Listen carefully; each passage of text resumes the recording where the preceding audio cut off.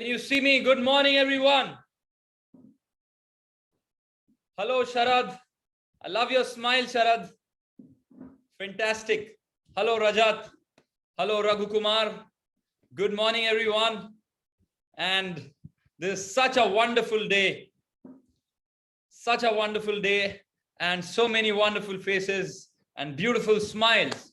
So, the first thing before we start today's session is I really want to acknowledge and congratulate all of you for being here, because see, it's not easy to wake up early in the morning and to have that true intention of growth, of finding higher possibilities, and of understanding that there might be things which are stopping us or holding us back towards reaching our highest potential.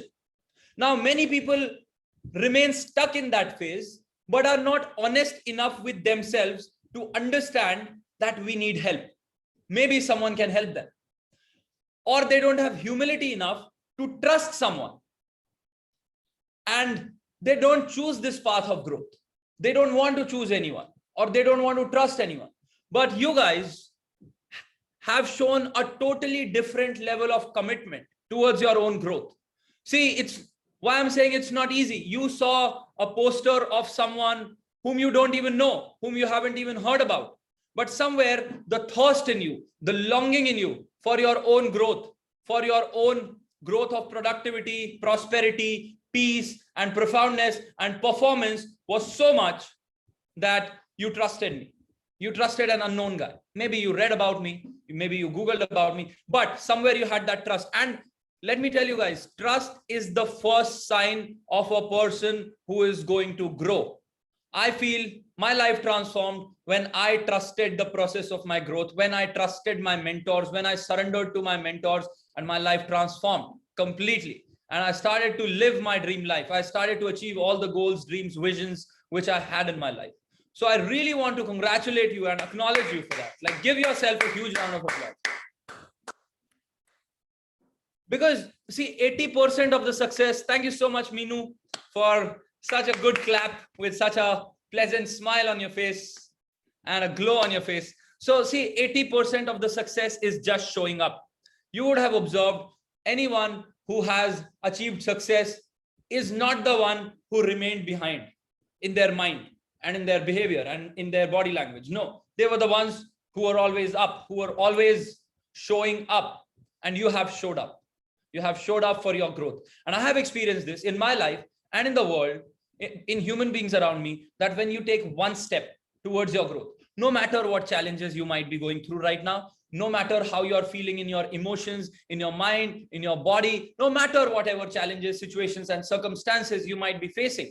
But when you take that one step, the universe starts to take 10 steps towards you to make that goal, even that slightest of intention of courage to transcend your limitations and challenges. The universe starts to take 10 steps towards you to make it happen for you. And you have generated that intention.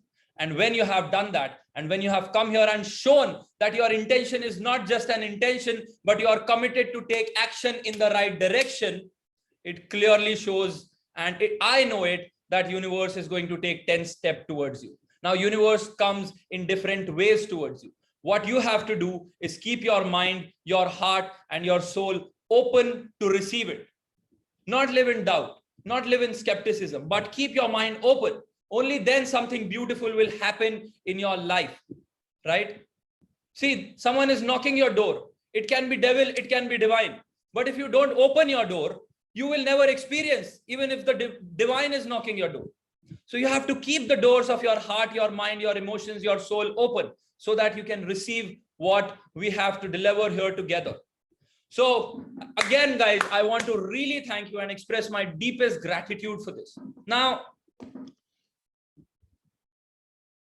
what are we going to learn today? What are we going to learn today? What, or not just today, but in these 4 wonderful days of your life? So the first thing, as you read in the note, it will help you to kill procrastination. See, I'm not saying to reduce procrastination, to remove procrastination. I'm saying kill procrastination. Now, what is death? Death means you're gone. Then you don't come again. At least in the same body, you don't come again, right? So procrastination dies.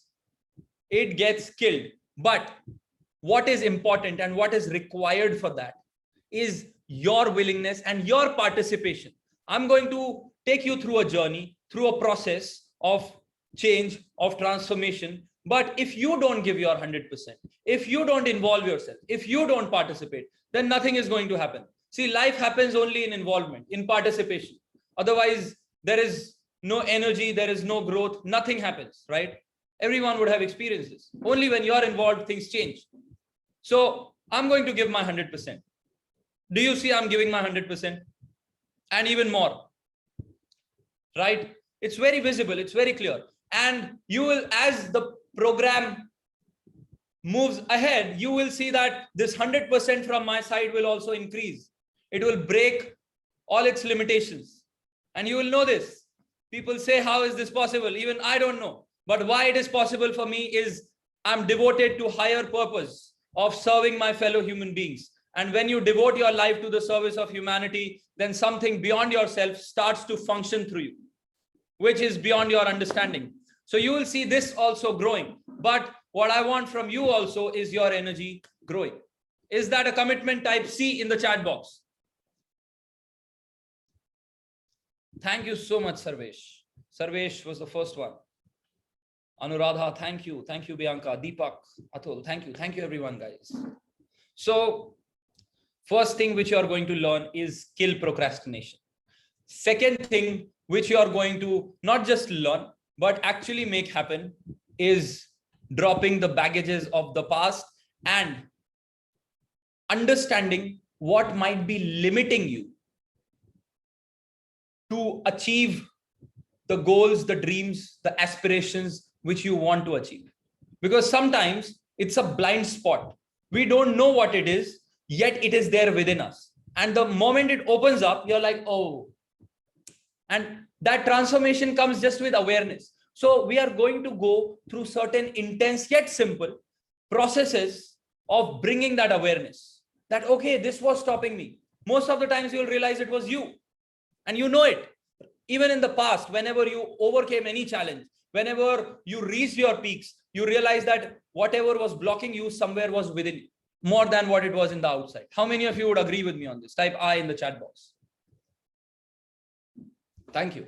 So you'll be realizing it more because awareness is the beginning of awakening. Realizing your truth is the beginning of transformation, right?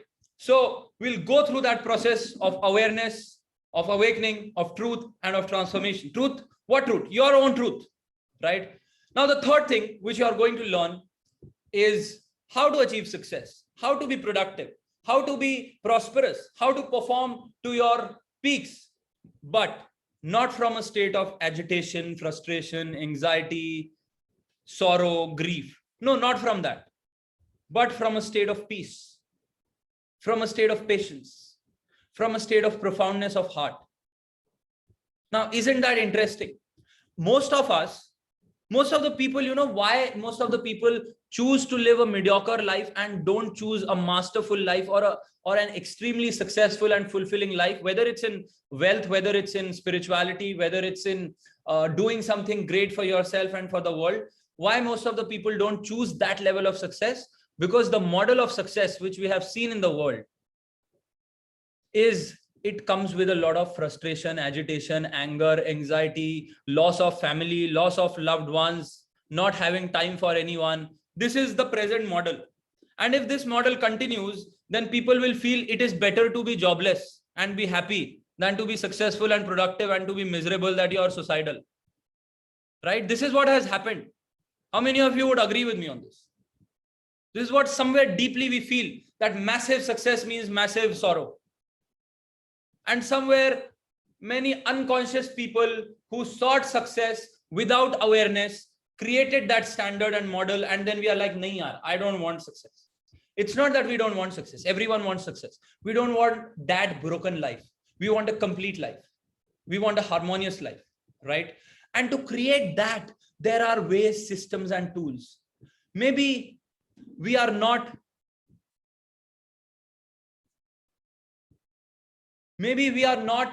equipped with those systems because we were not taught those systems and tools in schools. So I want to ask all of you this question. Would you agree with me that everything which you did in your life, whether it's going to a school or going to the college or seeking for that dream college or getting a job or getting married or having kids or having that dream house or having that dream car, all these things you aspire because somewhere you feel that you will be more happy? Yes or no? You feel that you will be more happy. How many of you do all these things to be more sad? No. The only intention in your mind is you feel that you will be more happy. But if this equation is true, that if you get that college or get that job, get that family, get that house, your happiness will increase. If this equation is true, then the present level of your happiness must be at least 10% more than what it was when you were 5 years of age. जब आप 5 साल के थे, तब जो आपका level of happiness था, तब तो आपके पास कुछ नहीं था ना, आपको पता था ड्रीम्स क्या होते हैं, कॉलेज क्या होता है, यूनिवर्सिटी क्या होती है, जॉब क्या होता है, पैसा क्या होता है, कुछ नहीं पता था. तब एक सर्टेन लेवल ऑफ हैप्पीनेस थी आपके पास. और फिर उसके बाद में you sought these things thinking कि मेरी हैप्पीनेस ग्रो करेगी. तो फिर आज तो ज्यादा होनी चाहिए थी ना happiness. But now people ask how to break through stress, how to overcome agitation, stress, anger. When you are 5, you didn't even know what is stress, what is anxiety, what is agitation, what is depression. You're so clean. But in the pursuit of happiness, when the curve should have been like this, it has gone down. There might be a reason for it. So what is the reason? How many of you in your school were taught how to grow in the levels of happiness as you grow in life? Properly, in a focused way, were taught these tools by real, educated, aware teachers and faculty members? How many of you were taught that? Can anyone say yes to that? Like real ways of just increasing the levels of happiness. Real ways of just dealing with difficult situations or challenges of life, not from agitation, frustration, anxiety or stress, but from a state of bliss, balance, harmony. And would you agree with me that only if you can keep that peace or that bliss within yourself, you will be able to find better solutions for your problem and you won't add to the problem. You will become a solution. Yes or no? Right? So we are going to learn those tools which might have not been taught. So now you might be thinking that who is this person who is going to teach us? Right? Who am I?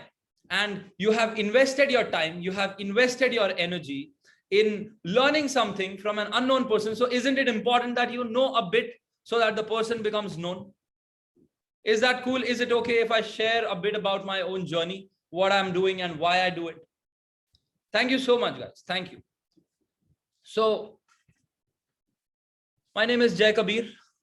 I'm the author of the book Monk Wisdom for the Modern Mind. I'm an international multiple times TED speaker and have got the opportunity to share stage with some of the most prominent and impactful people on the planet, including Padma Shri, Padma Vibhushan awardees, Nobel laureates, Bollywood superstars like Shah Rukh Khan, and many more. And I have impacted in last 2.5 to 3 years over 30,000 people through my speeches and seminars, workshops, and now in this modern world through the webinars, and which includes top CEOs, senior IAS officers, young students, corporate employees, and spiritual seekers from across the globe, including countries like Germany, London, UAE, United States, and our mother India. So thank you so much for the appreciation though, but this is my life in the present. But my past was not the same. 5 years back or 6 years back, if you would have met me, you wouldn't believe that I'll be able to do what I'm doing right now. You won't even believe that today, when I'm talking to you, am I fluent while I'm speaking to you? Am I fearless? Yes. Like it's completely like whatever I'm saying, you can understand it, right? 5 years back, 6 years back now, I used to stammer, I used to stutter, and many of you not even believe that I didn't know proper English. And my childhood, went through real dark phases. Like there were only downs. People say my life was up and down. Since the time I was 6 till the time I was 23, I never even knew what is up, what is happiness. And it started when I was 6 years of age. I was not born a stammerer. I was not born a stutterer. But something happened, a chain of circumstances and events. How many of you feel that once you start to get stuck in a negative pattern of life, in a negative situation, then it starts to repeat itself again and again and again. And you don't even know how to break through it. And you start to become more vulnerable. And the more vulnerable you become, the more those patterns repeat. And you're like, Arey yaar, kaise bahar niklu? And especially when you're a kid and these things are happening to you, because childhood is a tender age. It's a tender part of life. And when that time you are attacked continuously, you don't even know whether there is some goodness or some happiness even exist in this world. So till the age of 6, I was a very good, happy person, single child. I come from Allahabad, a small town in Uttar Pradesh. I was born in Calcutta, raised up in Allahabad. And then I've lived in different places in India and across. I did my schooling from Rajasthan, then Hyderabad. Then I lived in monasteries for around 3 years. So I lived a monk life. But how all these things started was 6 years of age, first day in a new school. So kindergarten होता है, कई बार ऐसा होता है कि आप दूसरे school में पढ़ते हो kindergarten में, but the school are just up to like upper KG, and then you have to change your school. You have to go to a different school for doing your first standard. So I was shifted to another school. Till then I was really happy, like no pain, no problem, good child. And first day of my college, first day of my school, and we all have games period or sports or PT period, right, in the school. So my 5th period was games period on the first day, and we go and play in the big field, and our sports teacher is there, and a lot of students are there, and we feel good, we are excited about it, because game play always excite us. So there was a sports teacher, a lady teacher. Now what do you expect from a lady teacher? Unconsciously also you expect motherly love, care, compassion and kindness, right? You don't expect humiliation. You don't expect beating up on the very first day, right? And this teacher came. So the thing with me was, till the 12th standard, till my 12th standard, I was the shortest kid in my class. Shortest kid. So have you seen, if you're short or if you're too tall, if you're too fat or if you're too thin, if you're too fair or too dark, there are people around you who always pick upon you, who always bully you, or they find opportunity to express their frustration on you, right? So that's how, unfortunately, the society has become. So I was the shortest. Even in the first standard, I was the shortest. So my teacher, the sports teacher, whom I expected to be my friend, to be like my mother, she called. So few kids were around her, and I was just running here and there. And she shouted at me, but she didn't just shout. She called me a dwarf. She was like, "Hey, Bonne, idhar aa." Now, and with a very bad expression, with a very humiliating expression. Though I didn't understand what does Bona mean. You know what does Bona? Bona means a dwarf, like someone who is a dwarf. I didn't know the word, but the way she said it, I felt hurt. And then as I went to her, she slapped me really bad. And she was like, "Bonne, tere ko samajh mein nahi aata." Bona means dwarf in Hindi. So I was like, why is she beating me up? And she started to beat me up, and everyone was laughing. The kids in my class were laughing, and they also started to say, "Bona, Bona, Bona." Now, there is a self-image making machine in our brain, which observes the situations and circumstances and people around us and how they are treating us, and accordingly it makes a self-image. If people around us are treating you well, treating you good, the self-image will be healthy, the self-image will be strong, that I'm a good person, I deserve goodness in the world, I deserve love in the world, I deserve compassion, I deserve care. But if since the childhood you are being bashed, battered, bullied, then the self-image starts to become, oh, I'm not good enough, I'm a subject of laughter. I'm a subject of beating up. I'm a subject of humiliation. I'm a weak person. I'm not worthy of happiness. I'm not worthy of love. I'm not worthy of care. So, and most importantly, the deepest wound which entered was, I'm a dwarf or I'm a bona. And everyone is laughing at me, which means that I'm not normal. These people who are laughing are normal. But I am someone who is not like them. They are better than me. They are bigger than me. And I'm a weak person. This became my self-image, very strong. Now, while you're growing up, there is no one to help you, to empower you, to inspire you. There is no YouTube, nothing. So they don't tell, like, you don't get to hear that no matter what the world says, you are the creator of your destiny. No one says all these things, right? When you're a kid. So no one told all those things to me. So you believe everything which the world is telling you, which your parents are telling you, which your teachers are telling you, and accordingly you create an identity. And you won't believe, but most of the people, I have people in my programs who are 90, who are 85, and till the time they come here, they keep holding that identity which was created in their childhood, a disempowered identity. And a disempowered identity or a disempowered self-image creates a disempowered life, creates weak performance, weak productivity, lower levels of happiness, higher levels of stress, anxiety, sicknesses, and ailments. And people don't realize this. Even I was unaware of it. And I grew like that.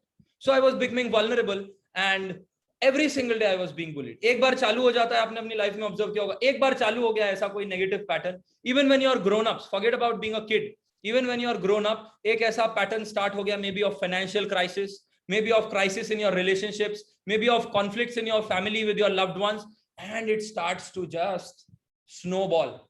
How many of you have experienced such things in your life? Ek pattern, and then you don't know what to do. So I didn't know what to do. I was praying to God, just let one day pass, just one day, without me not being humiliated, bullied, and embarrassed for who I am.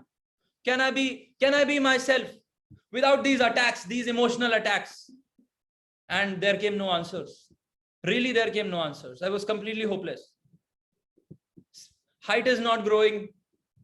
I'm in 12th standard. I clearly remember one of my father's colleague came to me and asked me, "Kaun si class mein padhte ho? You are in which standard?" I said 12th. And he said, "You look like a 5th standard kid." And then he was like, "Height badhaiye apni." And it was really embarrassing. He said it not with care, but just to put me down. And I was like, I don't know what will happen. Similar situations continued in my college. I was in the second year. Till the second year, similar things continued. Same patterns.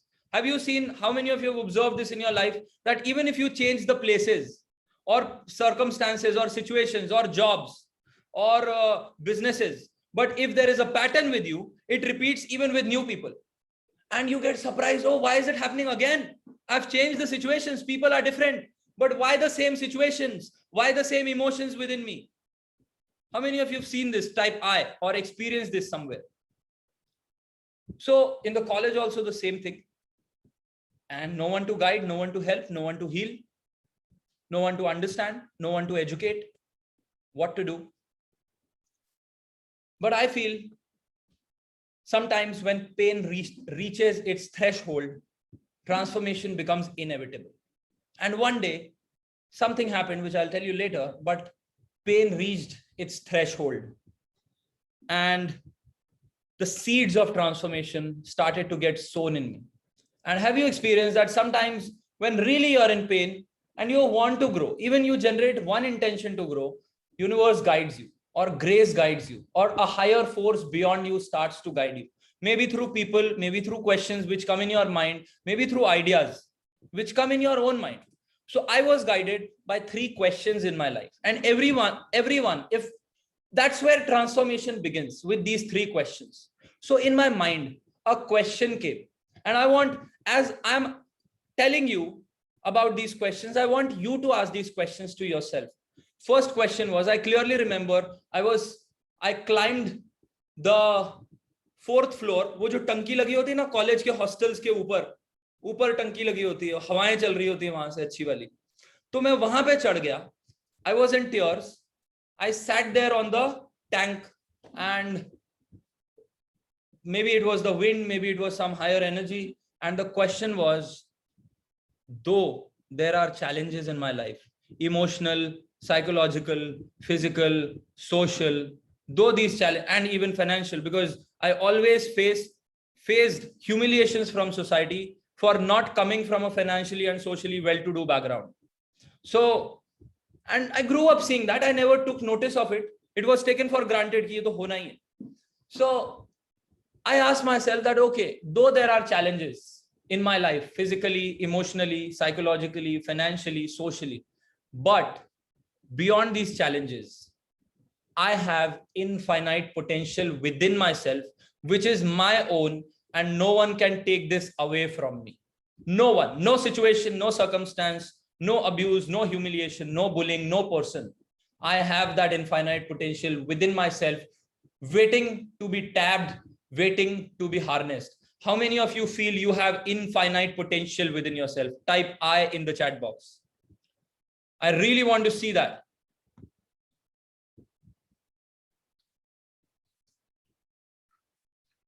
I want to see more. Everyone has infinite potential. So that was the first question. Now the second question. Thank you so much, guys. Thank you, Chitra. Thank you, Anthony. Thank you, Manoj. Thank you, thank you, thank you. So you have infinite potential. At least we are realizing. And as I said, realization is the beginning of revolution. So that question was good. I have potential. But the next question was, okay, I have a lot of potential, but is this potential finding its fullest expression in my day-to-day life? Ask yourself that infinite potential which you have, is it finding its fullest expression in your day-to-day life? No. Which means there might be limitations which are holding you back, which also means that if there are limitations, there is a possibility of liberation. If there are limitations, there is a possibility of liberation. So we have to see what are the limitations, destroy them, and move towards our liberation. So the answer was the same for me also. Not at all, not even 1% of my potential is finding its expression. And a wise man has truly said that pain is nothing but potential unexpressed.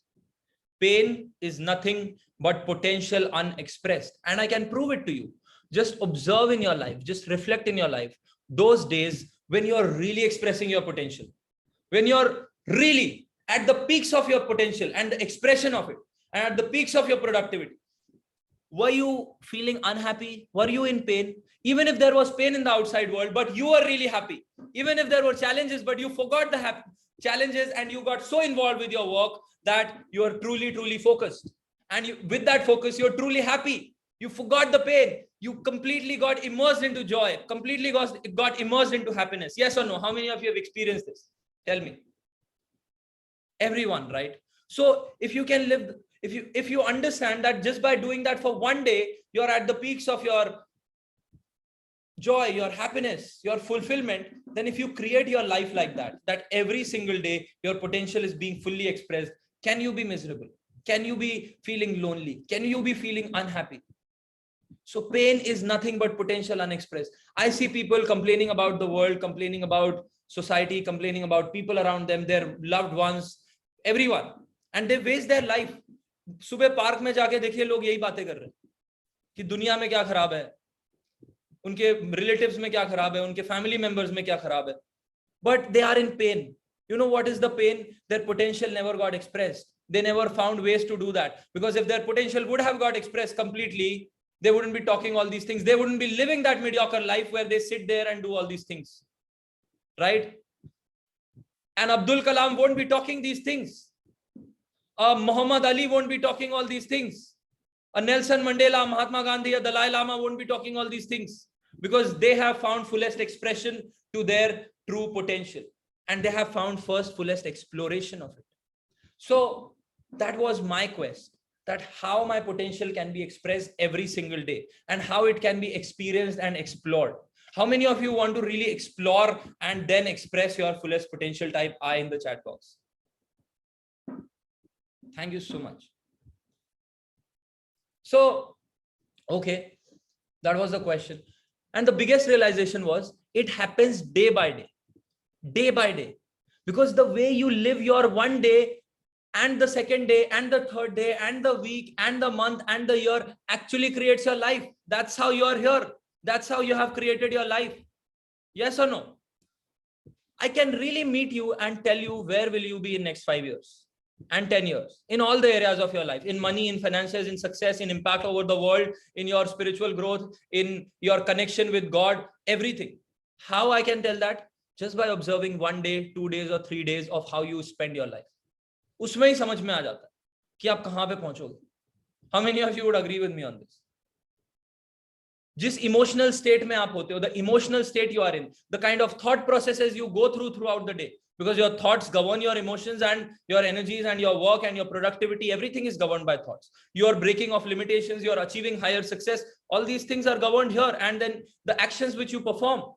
So दिन से पता चल जाता है कि जिंदगी कैसी होगी. And I was like, my days are not really aligned with my dream.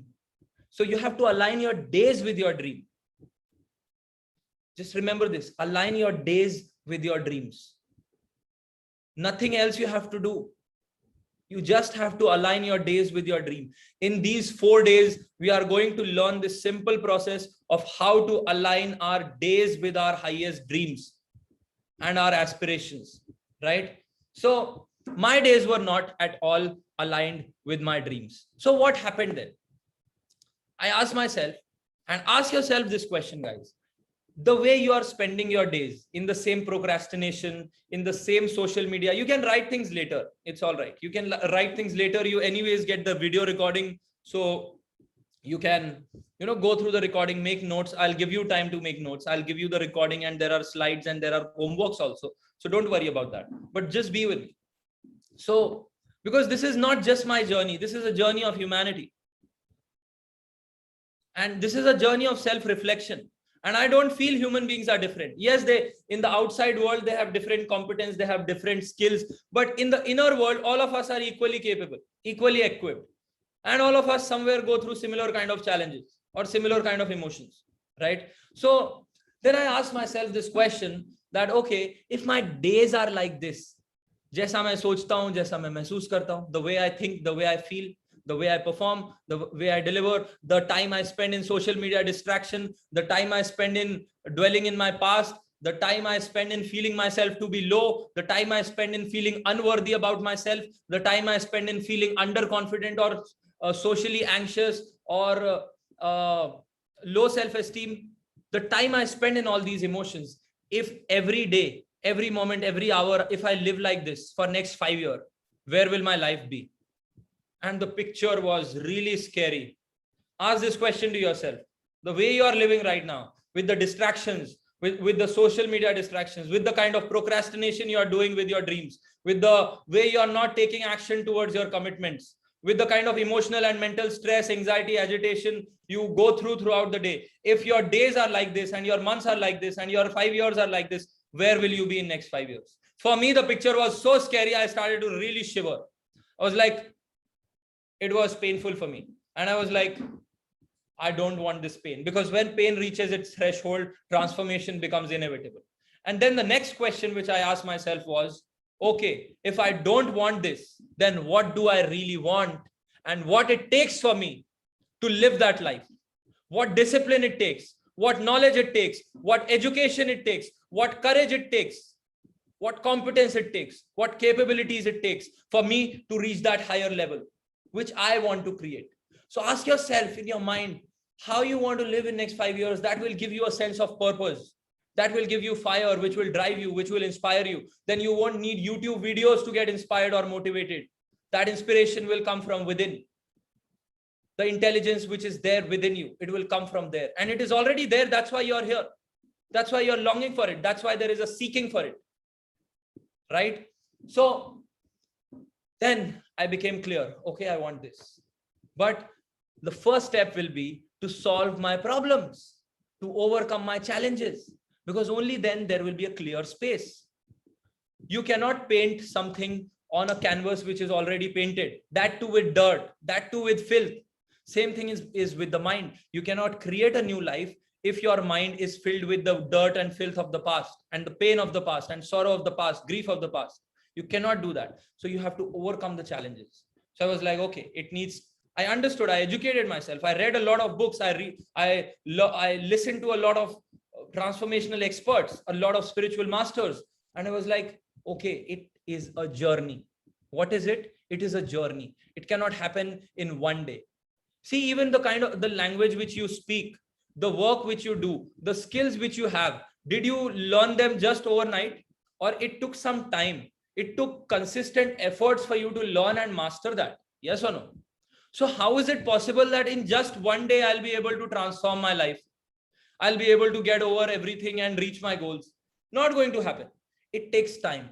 So what I started to do was I started to attend a lot of seminars, a lot of workshops, a lot of spiritual programs. I started to, for 3 years, I lived in a monastery, lived a monk life, woke up at 3:30 with discipline, meditated for hours and hours. And just within 3 months of this journey, yes, the journey was till 3 years, but just within 3 years of going deep into meditations, first I equipped myself with very powerful meditations and systems of transformation. And as I went deeper and deeper into it, I could really cleanse all the dirt of my past, all the accumulations and all the conditionings of my past, and reach the higher states within my mind. My mind was absolutely a blank state, crystal clear. And from there, I started to create my destiny.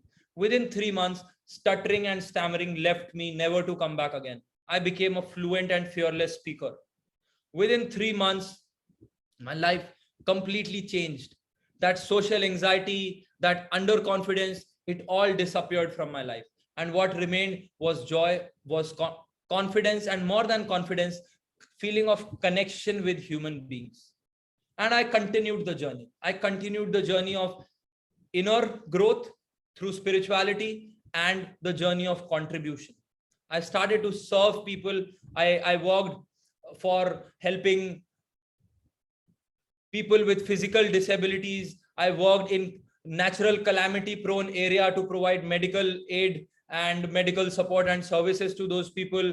I worked with different organizations to build plastic and garbage free villages, eco-friendly villages. And the service continued, served food to poor and needy. And why I was doing all these things was to cultivate those emotions of compassion, of care. One of my friends, Munir, he's from Abu Dhabi, and abhi Ramzan ka mahina khatam hua hai, and he shared such a wonderful message. You know, Ramzan is about contribution. Ramzan is about understanding other people's pain. So he said, why we remain hungry throughout the day is to understand the pain of other people who are going through hunger and they don't have money to buy food. How beautiful that thought was. We remain hungry to understand the pain of others, because only when we understand the pain of others, we can serve them, we can contribute them. Then I don't have to teach you to be good. I don't have to teach you to be compassionate. I don't have to teach you to be caring. You feel the pain of humanity. The only thing which is left for you is contribution, is service. How many of you would agree with me on this?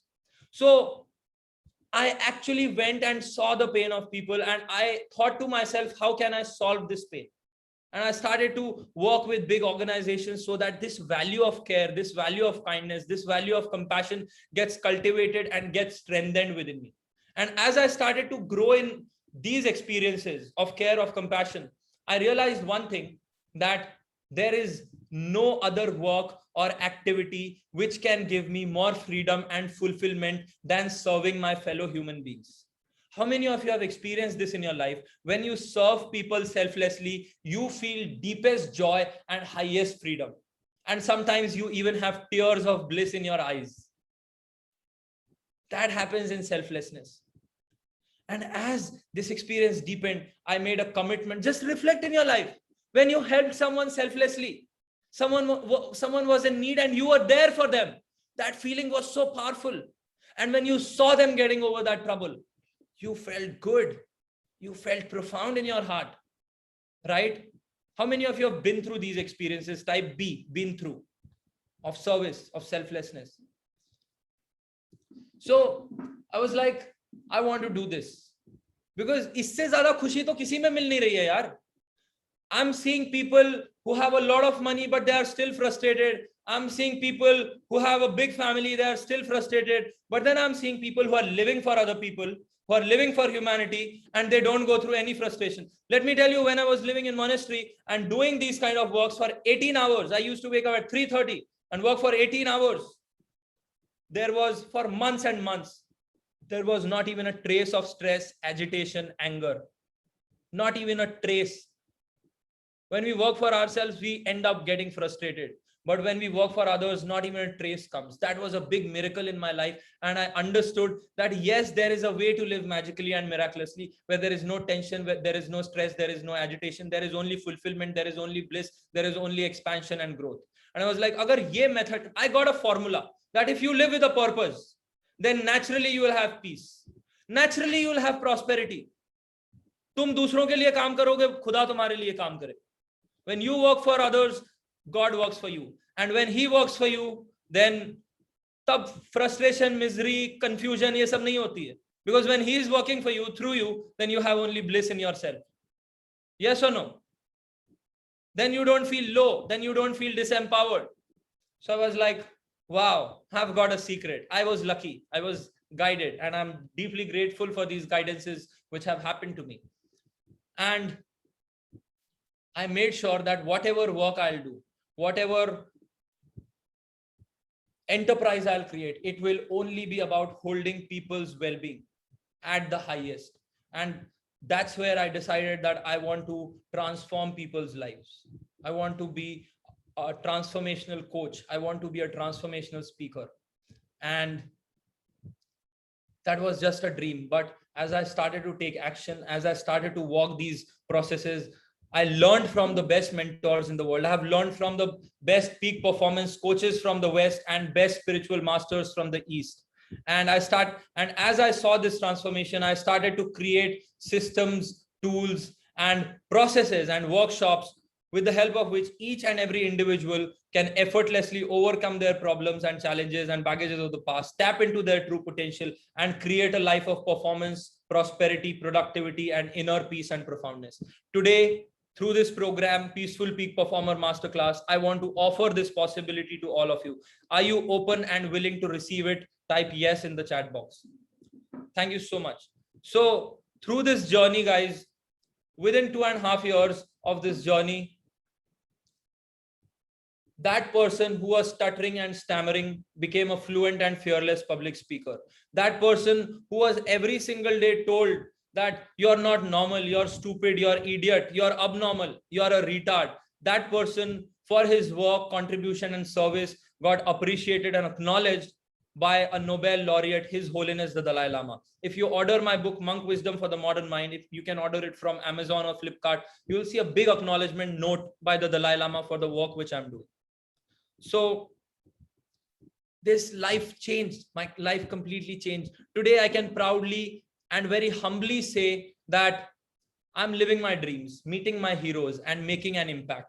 And why I'm sharing this is not to brag about myself, but to show you that if a person like me can make it happen, each one of you sitting in this Peaceful Peak Performer Masterclass can make it happen if only you equip yourself with necessary tools, systems, and processes to make it happen.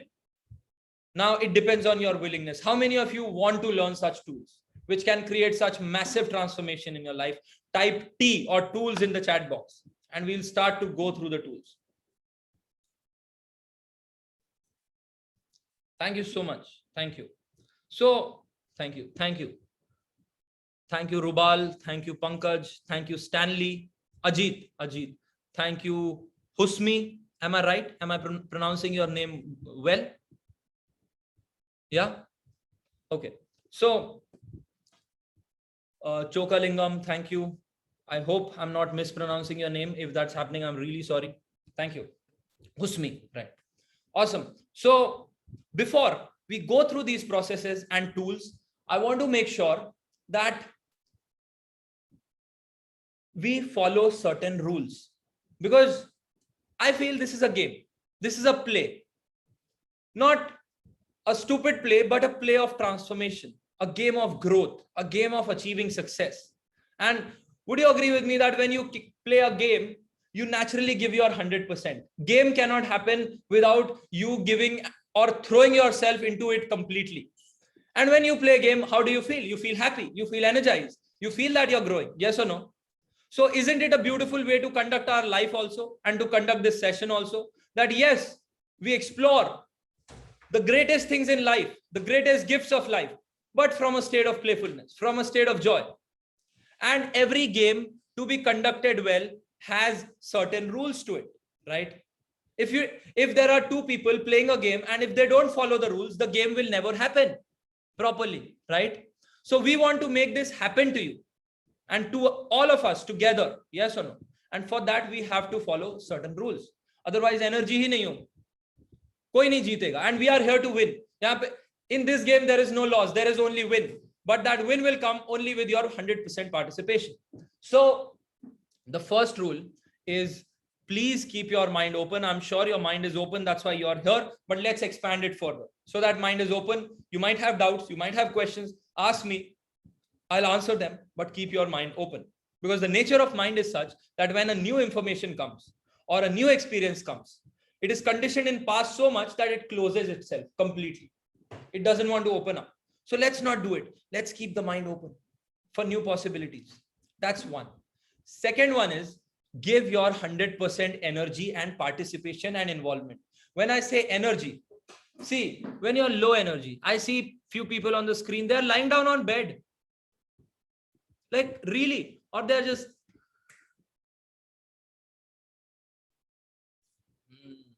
So if you do this, will you learn anything? कभी इस तरीके से कोई भी learning होती है? And especially to learn about life, to learn about success, to learn about growth. Not going to happen, right?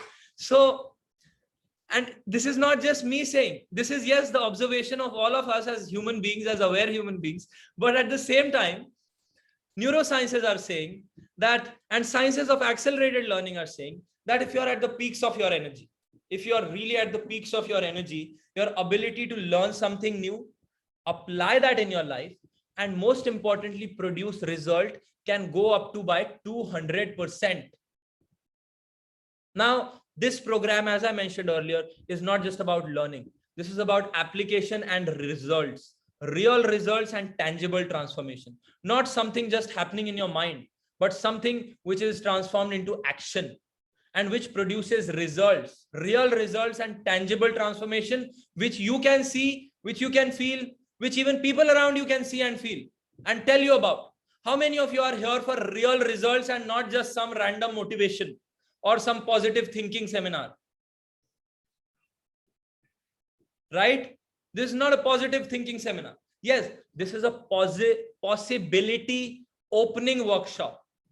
Not a positive thinking seminar, but a possibility opening workshop. Right? There's a difference between just thinking positive. You can think positive as much as you want, but sometimes that might not produce result. But if you think of possibility, how can I create possibilities? How can I create opportunities? Make use of them. Then real results and tangible transformations come. So this is not any motivational seminar, positive thinking seminar. This is transformational workshop. This is possibility thinking workshop, right? Thank you so much.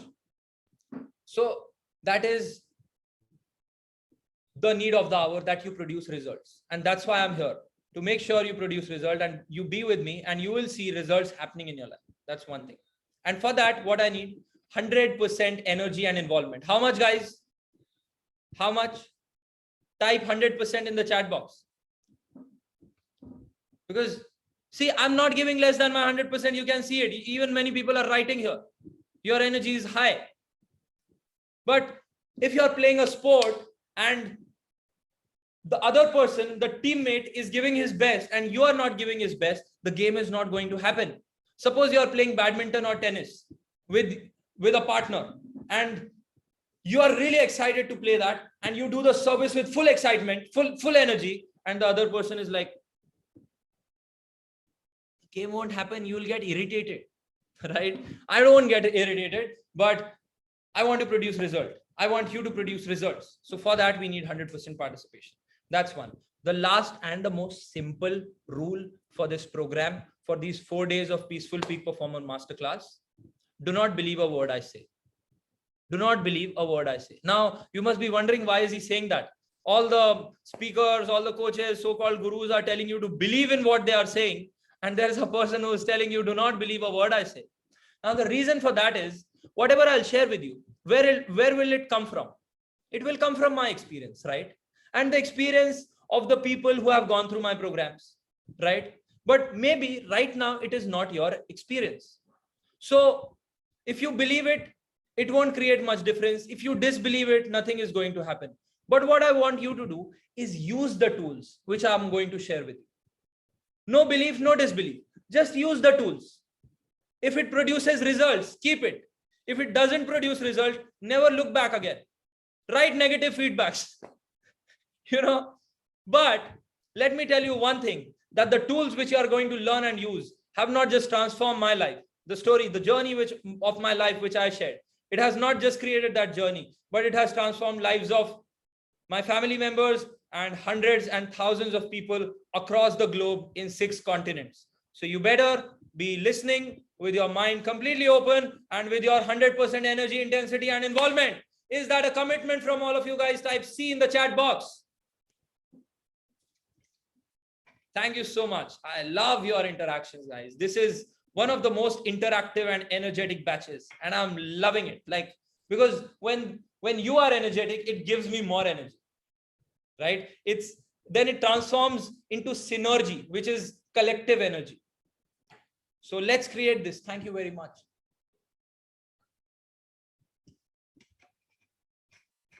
So we were about to kill procrastination today. Because would you agree with me? Transformation doesn't happen tomorrow. It happens today. Whatever transformations you have gone through in the past, it happened that day, not in the future.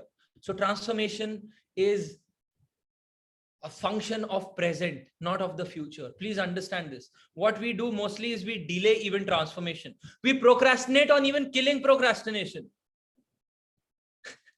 And if you don't kill procrastination, procrastination will kill your potential and all your possibilities. Now, how many of you would agree with me that procrastination is the killer of all potential and possibilities in people's lives? मतलब आज जो भी आपकी life है, अच्छी है, बुरी है, जो भी है, और अगर लाइफ वहां पे नहीं है जहां पे आपको लगता है हो सकती थी, तो one of the biggest reasons for that is procrastination. Now, why I created this program? People ask me, why did you create this program at such low price? So I've seen one thing. I'm sure all of you here are very aware people. You might have gone through a lot of books, lot of books on personal transformation, lot of videos on personal transformation, lot of even courses and discourses and workshops and seminars on personal growth, spiritual growth. Yes, how many of you belong to this arena? That you have read books, you have gone through programs, transformations. Ajit is saying nahi. Good. At least your mind is blank. Because what happens is, when I say mind is blank, it means the mind is open. Because what happens when there is too much of knowledge, when the cup is full, it cannot receive anything. Only when cup is empty, it can receive and actually apply that, right? So even it's good. See, attending workshops, reading books, they are the best possible things which human beings can do with themselves. Even my life transformed because of workshops, because of seminars, because of spiritual retreats, because of spiritual programs. But I have observed that only 5%, like statistics say, that only 3 to 5% of people who go through these programs or workshops or seminars actually produce results. Rest of them keep procrastinating on even what they have learned. Rest of them keep procrastinating on even what they have learned. Maybe the meditation practices, the prayers, the incantations, the affirmations, the mental shifts, the exercises, the processes, whatever they have learned, they keep procrastinating on that and they don't produce result. Only 3 to 5% people produce real results and tangible transformation. So I was like, okay, people are already educated in personal growth. People are already educated. Okay. Okay, sorry, Darshan. I think, okay. Sorry, guys. There was some error. So, so people are already educated in ways, systems, and tools of growth and evolution, personal and spiritual, but they are not applying it because of procrastination. I know spiritual people who have gone through a lot of programs, 2-3 years. They practiced with great discipline, great sincerity, but then the procrastination took over. They got out of the environment of growth. And then what happened? They don't do anything. They don't do their exercises, they don't do their practices, they don't do their meditation, they don't use the mental hacks, the mental tools, the emotional tools which they learned, and life becomes mediocre. But mind is tricky. It doesn't reflect, it doesn't want to face the truth. So it doesn't say that my life is getting mediocre not because of my procrastination. It doesn't reflect and say that my life is getting mediocre because of procrastination. They say it is getting mediocre because of situations around, or they start to feel there is no hope left. They start to feel, यार इतनी किताबें पढ़ ली, इतने seminars कर लिए, इतने workshops कर लिए, इतने मेंटोर्स से मिल लिया, इतने गुरुज से मिल लिया, फिर भी लाइफ वैसी की वैसी. Life is still the same. I've met so many gurus, I've met so many mentors, I've done so many programs. For years I have practiced it, I have meditated, I have exercised, I have gone to gym, but still my life is not changing. And they blame it over other people, but they don't reflect that it is because of their procrastination. It is because social media is consuming their energy. It is because that one sound of your notification creates so much of distraction in you that you cannot stop your hand from taking that phone and spending 2-3 hours on social media. It happens, right? You think of something, you have a goal, you think of doing something, you would think of accomplishing some task right now, but then what happens? One social media notification, and you cannot stop your hand. It goes there, it sees that notification, it starts to scroll, और 2-3 घंटे कैसे बीत जाते हैं, how 2-3 hours pass by, you don't even know. And then you're like, then somewhere your mind knows that you have not accomplished, you have not lived up to your commitment. So your mind thinks, I'm a stupid person, I'm not competent, I'm not capable, I won't be able to achieve anything, I have not even achieved this much. And your self-esteem starts to go low, and that guilt starts to increase, but you don't do anything about the guilt, and life goes waste like this. This is how you create your days, and this is how your life will get created. You know, I see people following gurus, following mentors, following coaches throughout the day on social media. They are sharing their messages. They are sharing messages of the gurus. They are sharing messages of those coaches.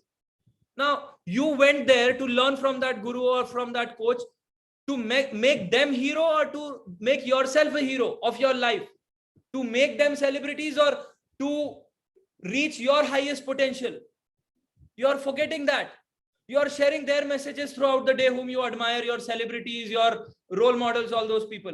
Now, is it going to create any change in your life by sharing their post on Facebook, their messages on Facebook? Why can't you use the same time to make your life in such a way, to make yourself in such a way that you don't have to share messages of other people, but your life becomes a message for people? Why can't you live like that? And that will happen only if you kill procrastination. You didn't go there to learn from them, to make them heroes. You went to them to make your life fantastic. And you have forgotten that goal. You have forgotten that aspiration. And you're just making other people heroes. Even that's a failure for your gurus or for your mentors. That's not their success. Their success will be when the student succeeds, when the student lives to his or her highest pitch. Please understand this, guys. I'm talking to many spiritual people who are trapped in this cycle, and to all the people who are in personal growth. They keep sharing messages of other people throughout the day. I want you today not to share any of them, and use that time to see how you can do something good for yourself. It might not be very comfortable, it might not sound good, but this is the truth. Sometimes truth can be really straightforward and honest. Do you understand that? Awesome, guys. So thank you very much. So let's look more into procrastination. Why do we procrastinate and how we can kill it? Is it okay if I share a slide with you? When you will be able to see the slide, please give a yes to. So, killing procrastination. So as we discussed, procrastination is the killer of all potential. all human potential. Now, the good news is procrastination is not the disease, but a symptom of deeper diseases. And we have to find those deeper diseases which are making us procrastinate. That's very important. Procrastination is not the disease, but a symptom of deeper diseases. We have to explore that to kill procrastination from our daily life. So I want you to reflect once the present life which you live right now. If you wouldn't have procrastinated like I realized this, when I was in that phase, which I told you of, like in that really low phase of my life, I understood that yes, there are situations around, but most of my pain, when I started to actually take responsibility, I realized this, that most of my pain, most of my sorrow, most of my failure is being caused by procrastination. अगर मैंने जिंदगी में पहली बार procrastinate नहीं किया होता, and I would have never procrastinated on my goals, on what I wanted to do, achieve or accomplish, my life would have been totally different. How many of you can see this in your life? If you didn't have the habit of procrastination, or if you didn't have had the habit of procrastination, your life would have been completely different. The problems and challenges which you might be going through, they wouldn't be there in your life, because you would have solved it, or you wouldn't have even created it because you were not procrastinating. Yes or no? Maybe you're a student, maybe you're a professional, maybe you're a family person, whatever, or maybe you're an entrepreneur. This is true with everyone. So it really kills the potential not just of success, but potential of feeling good about yourself, potential of living to your higher or highest states of energy, living as your highest self. It kills all of it. You're never connected with your higher self when you're procrastinating. You're never connected with your most joyful self, most competent, most confident, most capable, and most clear self when you're procrastinating. So, but again, it is not a disease, it is a symptom, and the diseases are deeper, and until and unless we become aware of it, there is no awakening.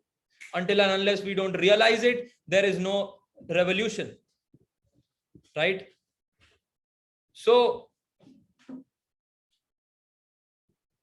one reason why we procrastinate is lack of clarity about our own potential and actions to reach our possibilities, goals, and visions. We lack clarity about our own purpose in life. We lack clarity about our own purpose in life. That is the first thing, about our own true potential. Once we become aware of our potential, we cannot stop. Once that fire is ignited within us of passion, of purpose, no one can stop us. Now, just reflect. How many of you came here, joined this program with a hope of waking up early in the morning? You saw the ad, and it was written that I'll also help you wake up early in the morning. How many of you had that idea कि यार okay, I want to wake up? मतलब पहले से dream था, you had that idea, you had that intention that I want to wake up early in the morning, but I feel it difficult. I find it difficult, and I need some help. If I get some help, I'll wake up. And you understand that will create a good life for you.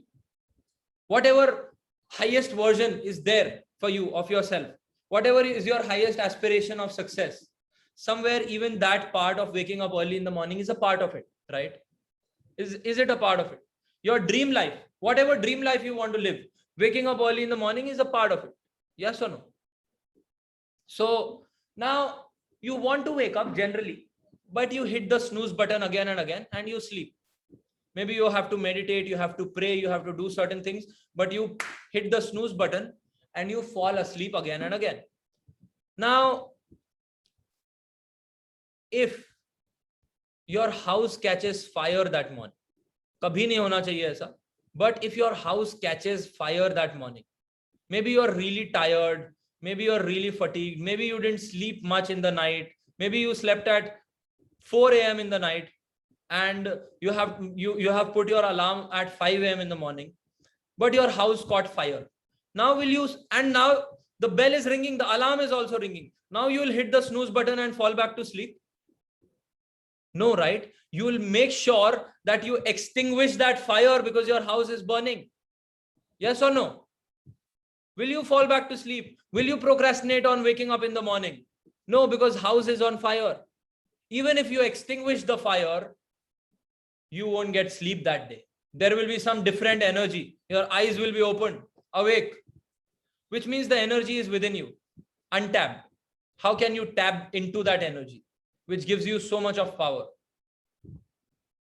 ये जो घर में आग लगी थी, अगर यही अंदर में आग लग जाए, the fire which was on the house, if your heart catches that fire of passion, of purpose, you will never procrastinate.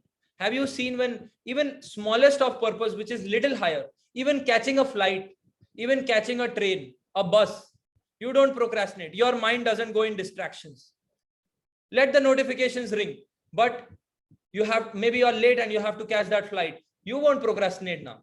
So why don't you understand that we have limited time and limited energy in life and we are already late? Isn't it the right time that we wake up, kill procrastination, burn that fire of purpose and passion and start to move? Then these small distractions, social media distraction, won't have the energy over us. We'll be more powerful. These distractions won't have power over us to stop us from reaching our highest self and reaching our highest dreams, reaching our highest possibilities. How many of you would agree with me on this? Type I in the chat box. Thank you so much. So that is one reason which because of which we procrastinate. Lack of clarity of potential. How many of you want to really have clarity of your potential and your purpose of life? That fire. No, see, let me tell you, no matter what age you are at right now, there is always a possibility of growth. No matter even what level of success you are at right now, there is always a possibility of achieving higher success, reaching higher dimensions, outside and inside. Yes or no? Thank you so much.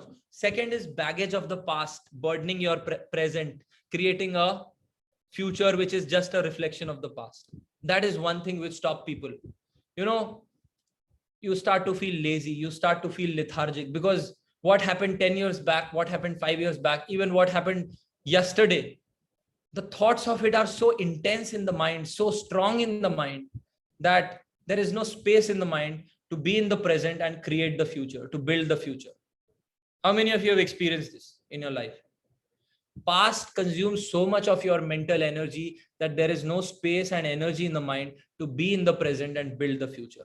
Now, with so much of distraction in your mind, there is one outer distraction, which is all these notifications, social media, other people, toxic people, negative people. There is one which is inner distraction, thoughts coming from the past and thoughts of a bad future. You're not creating your future consciously, but you're just anticipating something bad happening in your life, and that pulls you down. And why you project only negative past? Why can't you think of a future which is good? Why can't you think of a future which is of success, which is of happiness, which is of harmony with your loved ones? Why you can't think of that? Why only when you think of future, you start to get more stressed, more anxious? See, when you think of a good future, can you be anxious? No, you will be inspired to reach there, to create it. But unfortunately, even the projection of the future is negative, because the experiences of the past are really bad. Because the experiences of the past are really bad. So the mind knows that this is the reality and this might happen again in the future or will happen. Some people have certainty, jo pehle hua, wahi aage bhi hoga. What happened in the past will again repeat itself in the future. People feel like that, and that's why it repeats. They don't want to break the pattern. So essentially, it is just baggage and burden of the past, which is overshadowing the clarity of the present, and which is stopping you to allow yourself to build a strong future. Now, the third one is addiction to instant gratification. Now, human brain wants gratification. Human brain wants happiness, wants fulfillment. Now, there are two ways to do it. One is you wait for it and you build it over a period of time. For example, building a muscle. It gives you a feeling of strength. It gives you a feeling of confidence. Or meditating every single day, your mind, or praying every single day, your mind is becoming strong. You are connected to a higher supreme soul more, supreme source more. But that takes time to evolve and reach a certain state, right?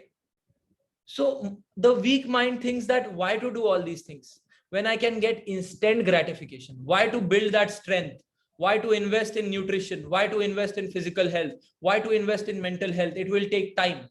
The easy escape is instant gratification through social media. So why brain feels this? There is a neurotransmitter in the brain called dopamine. Dopamine. So there are few chemicals in the brain which makes you either feel happy or feel bad. When they are secreted properly in the brain, you feel happy. Naturally, also sometimes you would have observed you feel really happy without any reason. The reason is those chemicals are high in the brain: serotonin, dopamine, endorphin, oxytocin, melatonin, and noradrenaline. These are the chemicals which make you feel strong, which make you feel competent, which give you clarity, which makes you feel connected with spirituality. These are the chemicals responsible for it. Now, one chemical out of all of them is dopamine, which makes you feel happy. So either you get that dopamine through investing in a long-term growth or gratification, or you get it through easy, immediate sources. The mind doesn't have that much of patience because it is not cultivated in strength, unfortunately, by our educations. So it takes immediate gratification from social media, from distractions, from watching those reels. These days they have created reels. You go on swiping those reels throughout the day. If kids are doing it all right, grown-up people, educated people, spiritual people, religious people, you are doing that. Reels. Come on, YouTube, Facebook. But you feel good about it. There must be a reason why you are doing it, right? बिना reason के कोई भी काम नहीं करता brain. आपको अच्छा लगता है. Have you ever thought, why do you feel good? See, you are going through some stress, you're going through some anxiety, mind is tired. You see those reels, suddenly your brain knows that stress has gone down. So the first time you used it, maybe you are a little stressed, maybe you are a little tense. But what happened was, you watched that reel, you scrolled through social media, some information was overloaded on your mind, and stress went down. You felt good. Mind got addicted to that. That's how they create addiction. One app developer of social media is making you a slave. Please understand this. You forget your goals, you forget your dreams, you forget your tasks, and you spend hours and hours watching those reels, watching those notifications. What kind of a slavery is this? Someone developed an app, created some sounds which go in your ear, ring in your brain, and you lose your world. You don't talk to your loved ones. You are on your reels, on your phone. This is the cheapest slavery you can have in your life. If someone else is controlling your life, you will get frustrated. There was a time when we were slaves to British. They are gone. Now the technologies are making us slaves. If it brings well-being, success, health, happiness, growth, then it's all right. But it is just depleting your life. How many of you are able, maybe it is not very comfortable for you to hear, but how many of you are honest enough to understand this is happening with us? Type I in the chat box. We are losing our life in this. When I say life, time is life. Yes or no? We are losing our time, and only those hours create days, and those days create life. So we are losing hours, we are losing days, we are losing life. Because some app developer was such a genius that he knew how to make you a slave of a notification. So this is how instant gratification happens. First time your brain got trained in this. You got addicted to it. There was a dopamine rush. Your stress went down. Then your brain found out a cheap way of stress busting. And it got addicted again and again and again. So next one is fear of opinions, failures, and even success. Why people procrastinate and don't take action. People feel, if I take action subconsciously, they don't think it consciously, but subconsciously they feel, if I achieve success or if I walk this path, what will people say? People will criticize me. Now, would you agree with me? No matter what you do, how good you do in this world, people criticize you. Yes or no? You have seen, who are the people who are most criticized? The same people whom you admire the most, whom you love the most, whom you revere the most, who are your role models. You will see a lot of criticisms for them also. But they have the courage to handle it because they have walked that journey. So your subconscious mind says, what's the point of achieving that success? What's the point of working so hard? Because anyways, you are going to get criticism. So it is so fearful that it doesn't take action. It makes you procrastinate from reaching there, because your mind also knows that if I do the things which I want to do, I'll reach that level of success. I'll become that kind of a person. So now, is it a good way to live in fear of other people's opinion, or is it a very limited way of living? Now, you want to be limited or you want to be limitless? Type in the chat box. Limited or limitless? Type 2 if you want to be limitless, the second option.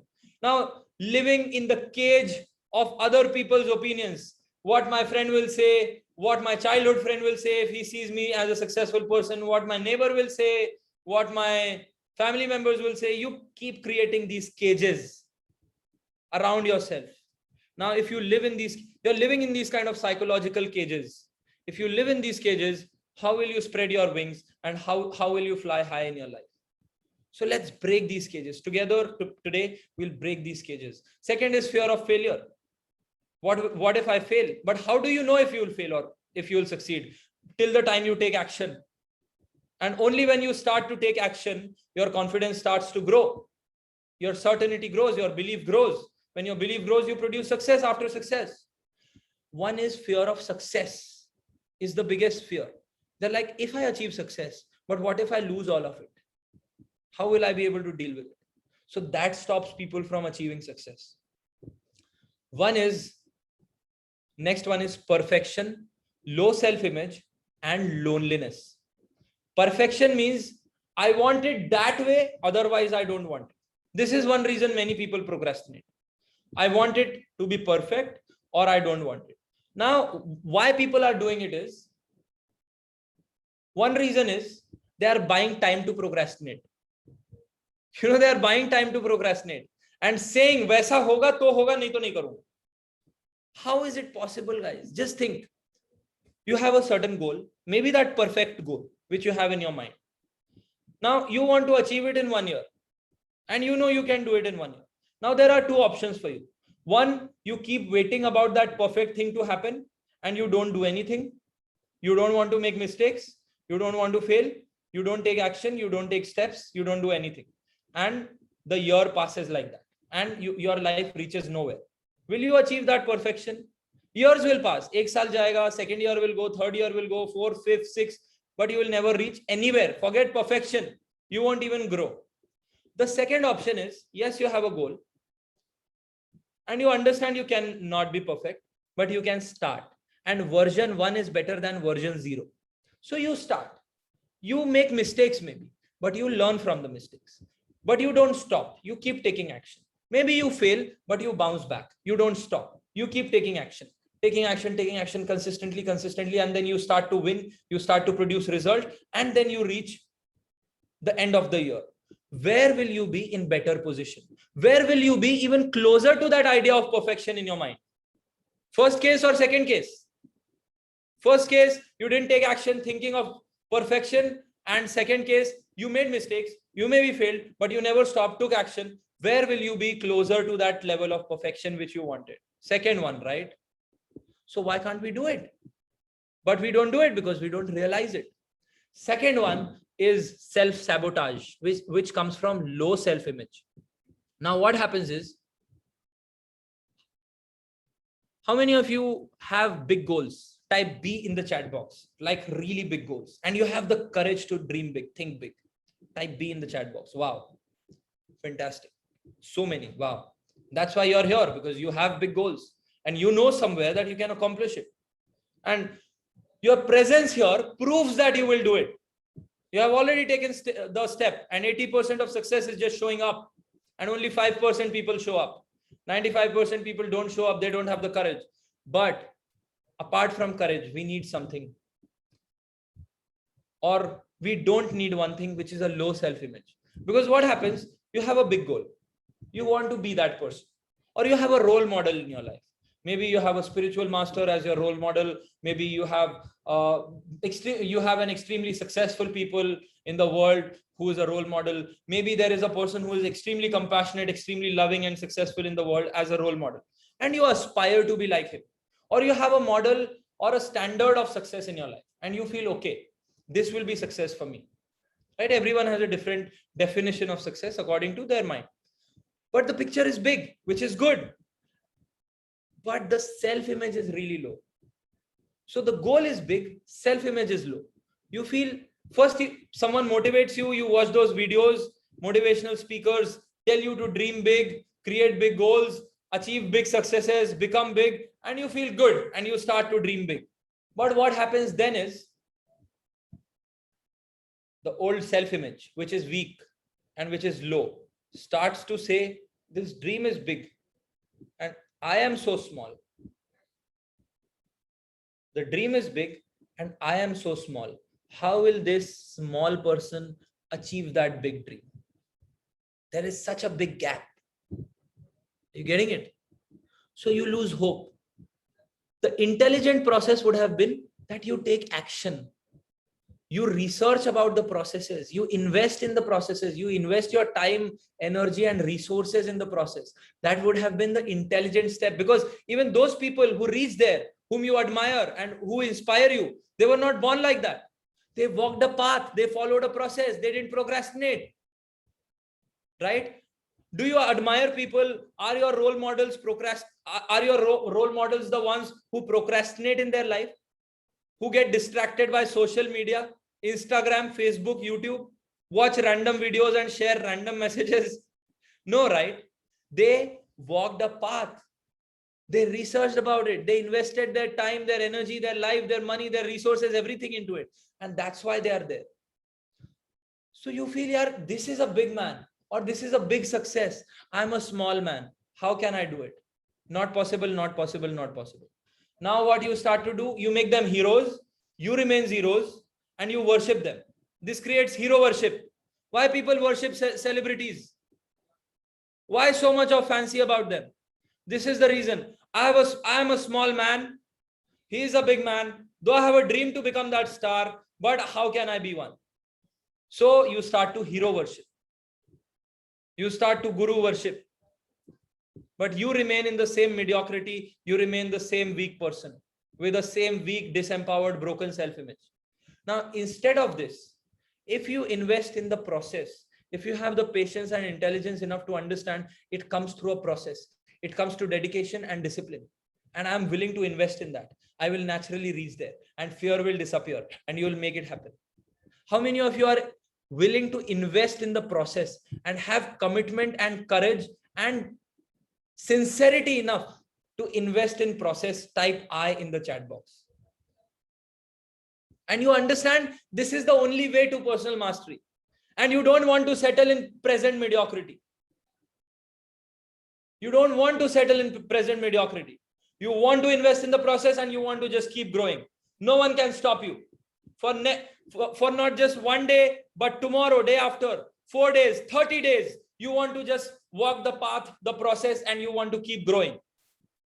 Now, would you agree with me that if you have this courage and this commitment on a consistent basis, and for next even 20 days, 30 days, you live like this every single day, your life can change. Then you'll have more certainty, more belief, more clarity that you don't have to feel yourself to be a small person. If you are guided, if you are pushed a little bit, and if you have commitment. Yes? Awesome. Thank you very much. Next one is the worst, loneliness, which makes people procrastinate. Most of the people, though there are family members, though there are people around, friends, but they feel deep within themselves, they feel lonely. Now, today, a lot of medical sciences are proving that loneliness is a reason for many diseases. Physical diseases, which first start in the mind, and loneliness then manifests that in reality. So, and loneliness, see, how many of you have observed this, that when you are surrounded by people who are growing in the same direction or taking similar actions, your productivity boosts up. You get more ideas. You are more inspired. Office क्यों जाते हो? Office में productivity ज़्यादा होती है ना घर से. What is the reason for that? Because everyone is working. So you are driven. You are not lonely. There is a completely different energy. Now imagine if there are hundreds of people around you who are just growing with you, who are not pulling you back, who are not lazy, who are not lethargic, who are also committed towards growth. Will you be in the same state, or will you be in the better energy state, and will you be more focused, more dedicated? Tell me one thing. Will you feel better at least? And when you feel better, you do better. In loneliness, you don't even get ideas what to do. Mind gets so lost in itself or in distractions that there is no growth, there is no productivity. And then there is only procrastination. So these are the reasons for procrastination. Let's now start to kill them one by one. So I want all of you to take your notebook quickly. I want all of you. I'm giving you 10 seconds to get your notebook and a pen or a piece of paper. But keep this piece of paper with you and then add this in your notebook, journal, or binder. If you don't have a notebook, I'm giving you 10 seconds, guys. I'm giving you 10 seconds. Get a fresh notebook and a pen and write on the top Peaceful Peak Performer Masterclass. Quickly, guys. Quickly get a pen and a notebook. I want you to do this simple exercise.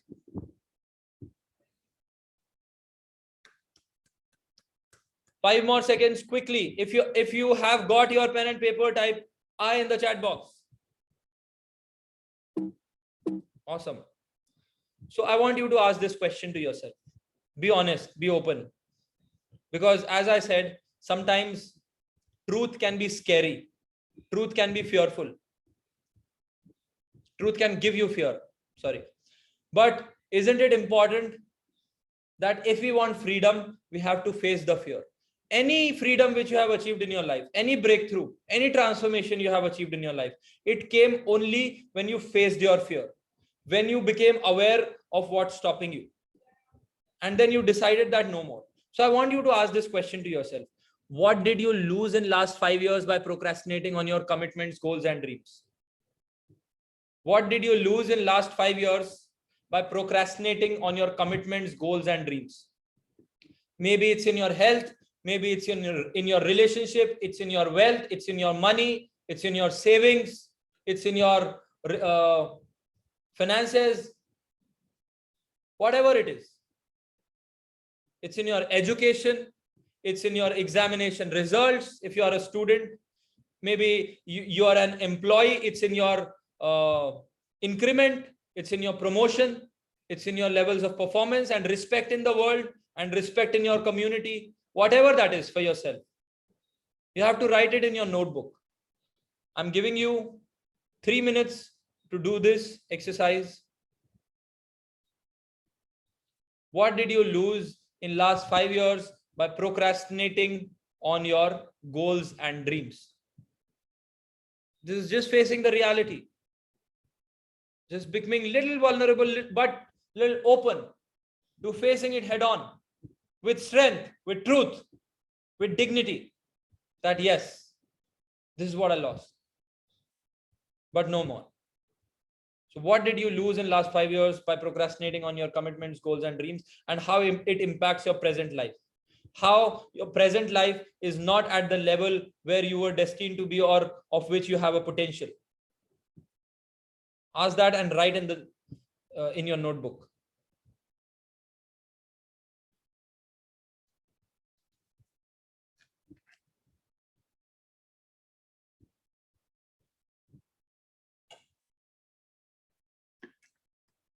Write in the notebook, guys. One last minute. Don't write in the chat box. Write properly, not just one thing, not just finances, but write like, for example, I lost my health because I thought of exercising, but I didn't. And today I have this, things like that. Learn to write in details, because only in detail there is destiny. There is even divinity.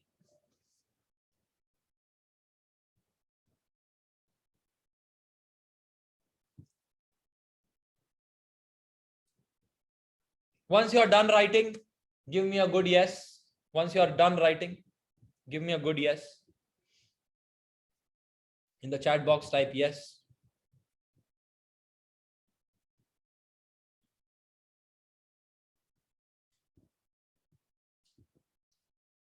Awesome.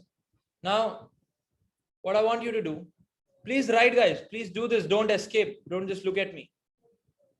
People escape from this because they're scared.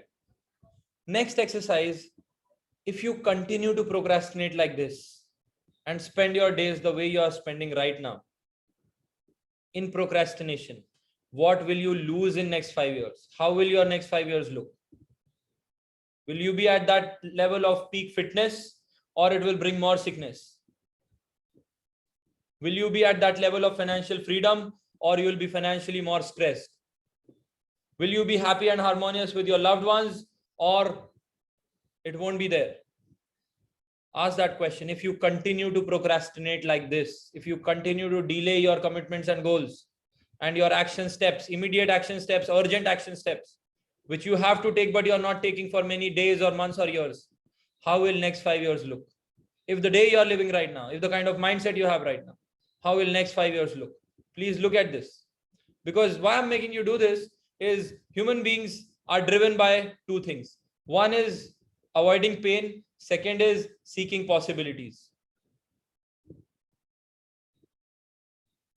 So once you become aware of your pain, you start to seek possibilities. So if you continue to procrastinate like this, what will you lose? And how your life will look in next 5 years? Ask this question to yourself.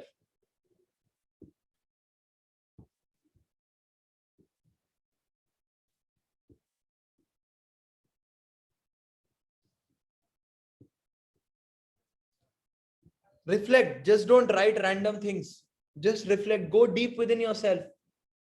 Have the patience, have the stillness in yourself to really look with integrity within yourself, and only then you can live with integrity. What will you lose if you continue to procrastinate for next 5 years? I'm telling you, don't worry about the slide. What will you lose in next 5 years if you continue to procrastinate like this for next 5 years? Painful, right?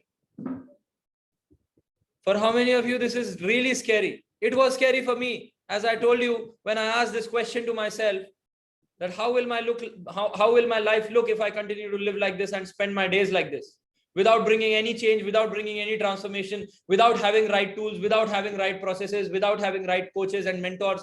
How will my life look without having right support system, without having right guidance? If I just live in my present ignorance, how will my life be? And it was really scary, I cannot tell you. So the next question, what will you gain in next 5 years if you stop procrastinating today, not tomorrow? Transformation happens today, not tomorrow. Transformation is a function of the present moment. If in the present moment, not even today, if in the present moment you stop procrastinating, what can you gain? Let's look at the possibilities. Enough of seeing the pain. Now, enough. Let's bounce. Let's bounce back to life, to our true aliveness. Write this down, guys. Just don't sit.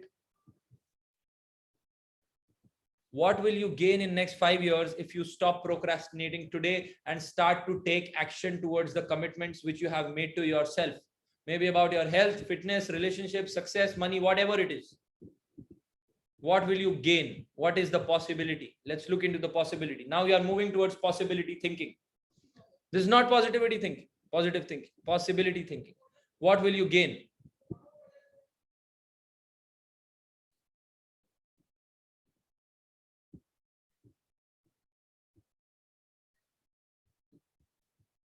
What will you gain next 5 years if you stop procrastinating on your, if you stop procrastinating, if you kill procrastination?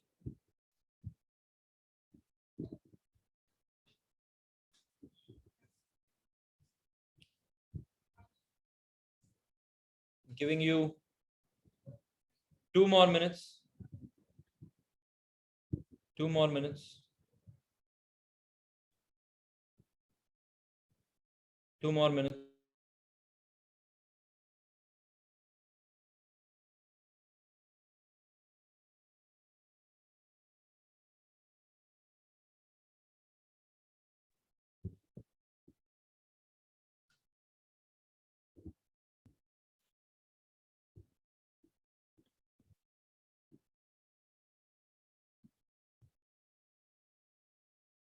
What will you gain in next 5 years if you stop procrastinating on your actions and goals from today?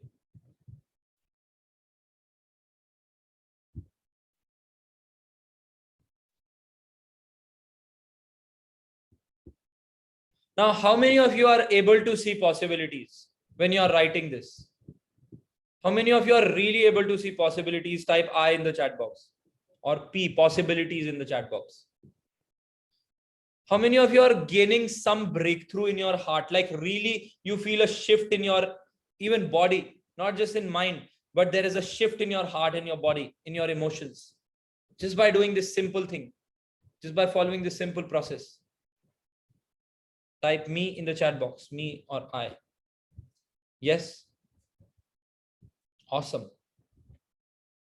So let's go a little deep into it. Is there anyone who is still left, who has not finished this activity?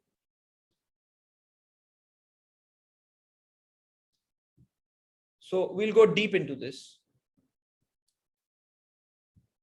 That we realize we have a possibility of real growth, real success. And how many of you realized that कितना ज्यादा procrastination ने हमें hold back करके रखा था और हम ignore कर रहे थे? How many of you realized that how much this habit of procrastinating was holding us back and how much pain it was giving, but we were somehow ignoring it? How many of you realized that? Type R in the chat box. If the bulb is on, if your bulb got just on, oh no, how many of you in that state? Like the bulbs just got on. Type bulb on or BO in the chat box. Suddenly there was an awakening, a bulb on. Yeah. Edna says bulb on.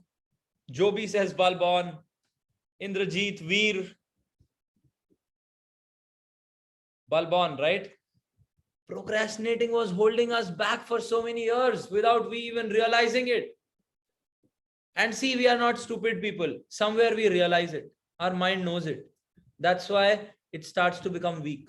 That's why it starts to lose confidence. That's why it starts to lose self-esteem.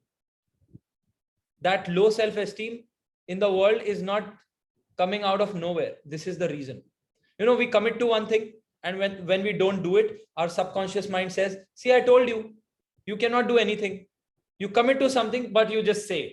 You're not true to your own words. This is how we are programming our subconscious mind. And now this is how we are creating our self-image. Now we are doing it by ourselves. Maybe a weak self-image was created by the past, by the parents, by the society, by the world, schools, whatever. But now we are doing it consistently every single day by not living up to our commitments. So the subconscious mind says, see, I told you, you're a loser. You didn't do it again. You said you'll wake up at 5, you woke up at 10. See, I told you. And the self-image starts to become stronger and stronger and stronger. And then no matter how much motivation, how much meditation, how much seminars, workshops you do, nothing happens. No change happens. And then ultimately the mind loses hope, and that identity becomes very strong, that I am a very average, very mediocre person. I won't be able to do anything legendary. But I don't want those people here. I want only those people who at least have the intention of creating something legendary in their life, who have the intention of creating a legacy in their life. Type L in the chat box if you are those kind of people and if you are committed to do that. Thank you so much. I love that. The response, the speed of the response. Thank you so much. I want you to never settle in that thought, even for a moment in your life, that you cannot do great things. You're just an average, mediocre person, because you're not. You are here with infinite possibilities and potential. Let's tap into that. Let's bridge the gap between potential and possibilities by killing procrastination and with persistent action. How many of you want to make it happen? Thank you so much. I love this energy and response. So next step, which holds us back, or next thing which holds us back from achieving our goals, from being in the peak states of energy, things which consume our energy, that is the baggage of the past, which become low frequency thoughts in your brain, which stops you from being creative, from being innovative, from ideating good things, from visualizing and envisioning a strong future, a powerful, a successful, a wonderful, a prosperous future for yourself. That is the baggage of your past. The past has become so strong that you feel it will continue in the future. So you lose the energy to create a beautiful future, to create a bright future, to create a brilliant future, to create a blissful future. You lose all that energy and you remain stuck in a painful past. Right? So now let's look into it. What is that past which is holding you back? It is just a recording, right? Someone said something, things happened, events happened, situations happened. Your mind, so your eyes took photograph of it and registered in the mind. Your ears recorded that sound and registered, and it created an audio visual of its own.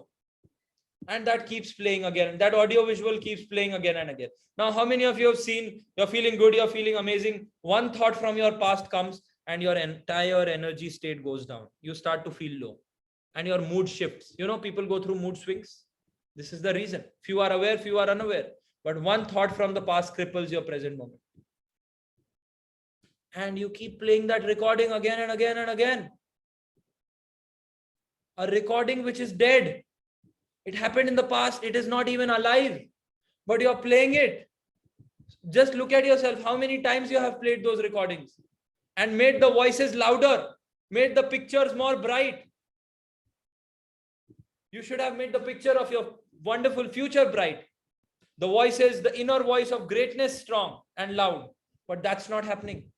The old thing is becoming stronger and stronger and stronger.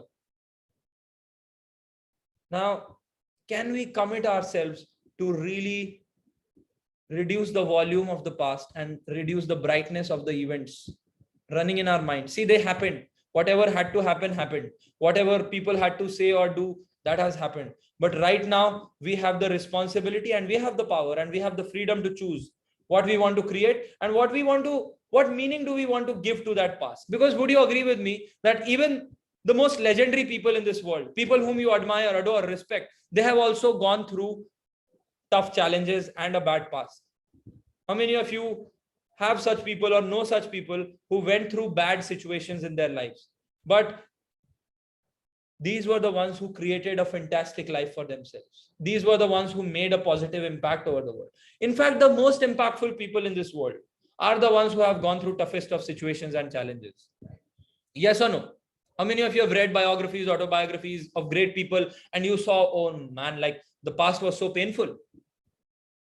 Now, there is a choice. This clearly proves that every individual has a choice. It's not about being born like that, but it's about, or being born in great situations where there is no pain, but it's about realizing that every individual has a choice to either give negative meaning or associate negative meaning to that past and remain a victim, keep blaming, keep complaining, keep cribbing, keep gossiping, keep bitching about things and people and keep discussing about the past, or making a decision of creating a positive meaning out of that, a powerful meaning out of that, and then creating a powerful life using the same thing. Is it clear to you guys? Do you understand this? Without any doubt, that the same people who have created legacies, who have created histories, whom you admire, have gone through toughest of situations, but they didn't blame, they didn't become victims, they didn't choose to live in that grief and just keep talking about it. They chose to transform the same energy into something wonderful and something higher. They chose to transform the same failure into their inner fire to reach their freedom. They transform that failure into fuel, into fire of freedom, of fulfillment. So we have a choice to do that. But that possibility will open up if only we make a commitment to either hold on to the past or drop it. Either we want to hold on to the past or drop it. What do you want to do? See, you might be saying, I want to drop it.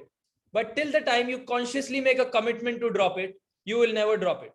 Because when you're not making a commitment to yourself, when you're not telling yourself that I will drop your past, you're unconsciously making a choice to hold on to the past. If you're not consciously making a commitment to drop your past, if you're not giving those instructions to yourself, you're unconsciously making a choice to hold on to your past. How many of you want to hold on to your past? I'm sure no one, right? So let's make a conscious choice today itself, because transformation happens today. Just remember this line: transformation happens when? Guys, tell me. Transformation happens when?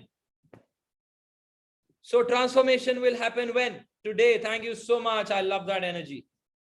Awesome. I love that intelligence which you have, the understanding which you have, that transformation happens today. So Let's become open and willing to create the possibility and power to drop the baggage. We'll together right now in this hall, in this room, in this workshop, create that power within ourselves to drop the past. Or just decide for how long you want to carry or hold on to it. 1 year, 3 months. For how long do you want to hold on to that past, which is giving you pain, which is keeping in you in sorrow and grief? For how long do you want to keep it, which is causing mental health or physical health challenges to you? For how long do you want to keep it? 1 month, 2 months, 6 months, 1 year, 5 year, 10 year, lifetime? Just give a deadline. Just make a choice. Till now, you haven't made a choice. That's why you're carrying it. If 5 years back, if you would have made a choice, because mind works with deadlines. You give a deadline and it works. You want to do something in 30 hours, it will guide you to do it in 30 hours. If you want to do the same thing in 3 hours, it will guide you to do the same things in 3 hours. So when do you want to drop the baggage? Till when do you want to carry it? Just make a choice. Now, awesome. So you understand that you can drop it now, and only then life will be better. New possibilities will open up. So let's do one thing. Type in the WhatsApp group, our WhatsApp group, open that WhatsApp group. Darshan, is the WhatsApp group open for sharing? Open the WhatsApp group.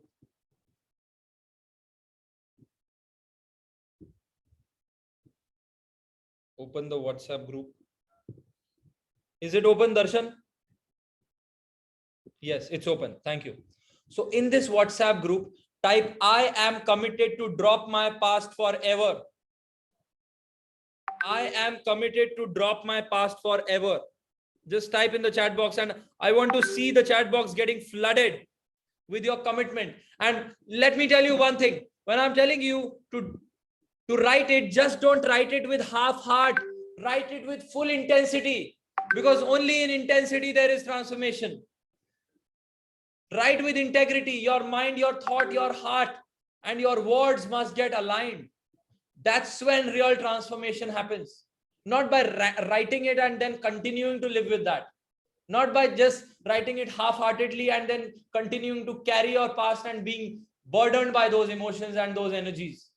That's not how transformation will happen. So when you're writing it, write it with full commitment. Write it with complete commitment, guys. Write it with integrity. When I say integrity, it means your words are aligned with your real thoughts and your real emotions. Maybe you have doubt about whether it will happen or not, but let me tell you, it will happen. If you have faith in God, if you have faith in a higher source within you, or the creator which has created you, use that faith, use the energy of that faith, and know that it is possible. It has become possible for many people. It has become possible for the person standing next to you, which means it is possible for you. With that hope, with that faith, with that commitment and that integrity, write, I am committed to drop my past this very moment. Thank you very much.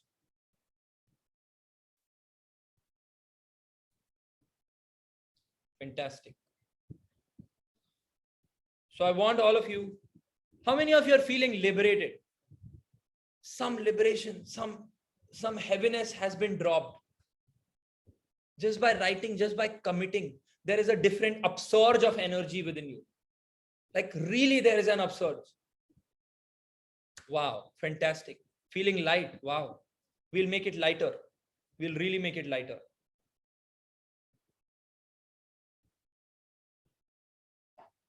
Energetic. Thank you very much. My past is in the dustbin. Very good. I love that statement. So, somewhat liberated. Let's take that somewhat to something really strong. So I want all of you to put your hand on your heart. Put your hand on your heart. Close your eyes. Close your eyes. Close your eyes. Put your hand on your heart and feel it. Repeat the things which I'll say. Repeat after me. Listen to me very carefully and repeat after me, and repeat loudly. Repeat with energy. Say things with energy. Don't worry what other people will think, what people around you in your family will think. Just say this with energy. Maybe let them get surprised. Let them get shocked. But you say this with your 100% energy, because in the beginning you promised you'll give your 100%. right? So put your hand on your heart and say it so loudly that each and every cell in your body receives this information, receives this idea, receives this new awakening. I am committed to drop my past this very moment. I am dropping my past this very moment. I am dropping my past this very moment. I am dropping my past this very moment. Say it as loudly as possible, guys. Don't just murmur it. Just say it loudly. I am dropping my past this very moment. I have dropped it completely this moment. I have dropped my past completely this moment. I am free from my past. I am free from my past. I am liberated. I am liberated. I am liberated. Feel the energy of it.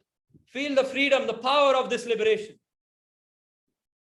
Feel how you are becoming a new human being, completely free from the past. Never again you are going to look back.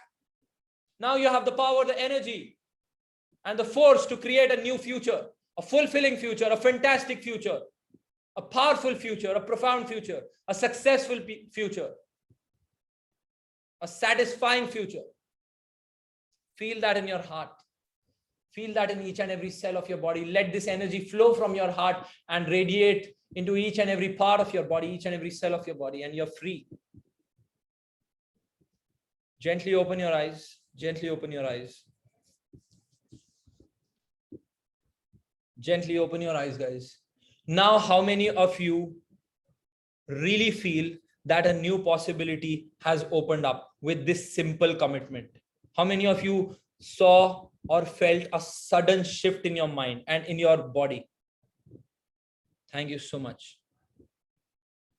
See, this keeps burdening us, and we don't make a conscious choice until we have an environment like this, where you know you're not going to be judged. You know that everyone is here for growth. And isn't it important that we live in this environment? How many of you feel if you can live in such an environment for your entire life, your life will really never be the same again? Raise your hands if you feel that. Thank you so much. So, what it means to be dropping the past, let's see. What comes with it? A commitment with yourself that at least today you will be aware that you won't complain about your life, you won't gossip, you won't talk negative for next 24 hours. Is that a commitment, guys? You won't complain, you won't gossip, you won't talk negative. Even if the thought is coming, you will become aware. You won't suppress. You will become aware and ask yourself, do I want to think this? Because when you think this, and as much as you think this, you strengthen the past again. But if you stop to give the energy and focus to it, because see, this past is feeding on your thoughts. You're focusing on it and it is getting nourished. You're taking your mental energy inside on that past and it is getting nourished. It is becoming stronger. If you starve it, if you starve the past, if you just ignore it, if you don't give too much of energy to it and use the same energy to build something new, then it will starve to death. And that needs awareness. How the awareness will come? Whenever you feel like complaining, cribbing, gossiping, talking negative for next 24 hours, just take a pause and see. Ask yourself, will it take me to peaks of happiness or pits of misery? Just ask this question to yourself. Whenever you will think such kind of things of complaints, gossiping, will it take you to peaks of happiness or pits of misery? Now, what do you want? Where do you want to be? Do you want to be in pits of misery or peaks of happiness? Just tell me. You want the second option, right? So this is the choice which you have to make. So 24 hours, this is a homework for 24 hours, which I'm giving you. Just be aware what's happening, right? So guys, it's 11 a.m. Is it okay if, by the way, how many of you are getting value today? Like, how many of you feel that you got a lot of value and you got a lot of breakthroughs? And the energy state in which you entered, and right now the kind of energy you're feeling, the kind of happiness, the kind of elation you're feeling is totally different. Just compare it. When you came, when you clicked on that join the Zoom call, and right now, the way you're feeling, the way your thought processes are, is totally different. Now, if this, see, the problems are the same, the challenges are the same, the family members are the same, the in-laws are the same, the COVID is the same. COVID didn't disappear. The people who are dying or who will die or who have died are the same. The numbers are the same, but still you are feeling better. Still you are feeling energetic. What is the reason? What changed? You changed. What changed? You changed. And this clearly shows you that maybe the situations around are the same, but if you change, everything changes. If you make a commitment to change, you feel better, and only in a better state of joy, of happiness, you can create your destiny. You can master your destiny, not in pits of misery. How many of you are understanding this simple thing? And this is not something which I'm teaching you or giving a commandment, or this is not a philosophy. This is your own experience. This is your own realization. This is your own reflection. Yes or no? Am I teaching you something which is very heavy? I'm just philosophizing things. No, it is, you can reflect it. It's so simple to understand. But we understand it, but fail to live like this. And that's where the conflict comes. So that not failing to live like this and succeeding to live like this comes with commitment, and comes with consistency of an environment like this, which is supportive, which is enhancing, which is emancipating, which is empowering. How many of you understand now the value of an environment and a group and a community and a commune like this? Type U in the chat box. Understand. This wouldn't have been possible without this environment, without so many people with this kind of an energy and with this kind of a focus towards their growth. So, how many of you genuinely tell me you are getting value? Type V in the chat box. You got a lot of value. Thank you. Yeah. Thank you so much. Thank you. This is what fulfills me. Someone is writing V. Thank you so much. This is why I work. This is what drives me. You know, I wake up at 5 a.m. in the morning. 5:30 starts my morning ritual Awakened Warrior Bootcamp. There are hundreds of students, people who used to find it difficult to wake up in the morning. I've created a community. We wake up together. We do some energization exercises, some mental shifts. And then at 9 a.m., I'm with you. Then at 12 a.m., I have a different session. Then in the evening, I have my advanced Unleash the Ultimate You program, which goes till 8 p.m. in the night. And people ask me, what drives you? What gives you so much energy? Because when you'll meet me at 9 p.m. also, I'll be talking with the same energy. It's something which is this, the value you get, the transformation which happens in people's lives. This keeps me going. This keeps me fit. This keeps me energetic. This keeps me alive. Because this is what I've devoted my life to. This is the higher purpose. In tomorrow's session, we'll discover the purpose and how to discover our purpose. We'll go through those processes. So next part, guys, is it okay if we stretch some 5-10 minutes? Is it okay with you? If it's okay with you, type okay in the chat box. And if it's not, it's very simple. Anyways, you are going to go get the recordings. But make sure you are in the community, because you have observed videos. Yes, they will create transformation. But when you are here for next 5-10 minutes, it will create bigger transformation, because the energy is different, because of the community, because of the group. Right? Thank you so much for your permission. And this also shows that you have come to a level of evolution and understanding where you have understood the fact that the most important thing in this world, apart from your job, apart from anything else, is you, is your personal growth, is you overcoming your challenges and reaching your highest self. Yes or no? That's why you're okay to extend. And this is what makes me give more and more and more, to do more and more, to serve more and more. Thank you very much. So as we discussed, the slavery of notifications, how they have designed the sound, they have designed the app that it comes on the screen, and we want to achieve something, we want to do something, we want to accomplish some task, but our energy starts to get spent in social media distraction, 3 hours, 4 hours gone by, and we don't even know where. A lady came in my advanced program, Unleash the Ultimate You, and she was really fat, like a lot of weight on the body. I'm not saying it's bad. I'm not judging anyone, but she was in pain and she used to say, I've been fat like this for years and I don't like it. I don't like it. She didn't care what people will say about her. She was a confident lady. She was a successful lady. She was an entrepreneur, but she was like, I have been like this all my life. And I personally don't like this because this fatness creates a lot of problems in my body. I cannot sit properly. I cannot stand properly. I cannot get up properly from the seat. And I want to change this. I was like, then what are you doing for it? Are you exercising? Are you running? She was like, no. I said, why? She said, I don't have time. I said, really, you don't have time? She said, yes, I don't have time. And she said, I feel really angry also with my kids. And then I feel angry at myself that I don't have time for my kids, for my family members. I don't have time to connect with them, to communicate with them. And she was an entrepreneur. I said, okay. And she said it. She was like, I'm an entrepreneur. I don't have time. I'm like, okay, just do one thing. Observe your 24 hours or your whatever waking up hours and observe tomorrow and day after tomorrow. How many hours do you spend or waste on social media, which is not fruitful at all, which is not productive at all? You won't believe she found out that every single day she was wasting 5 hours on social media. She was unaware, 5 hours. And this lady says, I don't have time for fitness. I don't have time for my family. But she was humble enough to understand that I was wasting my time.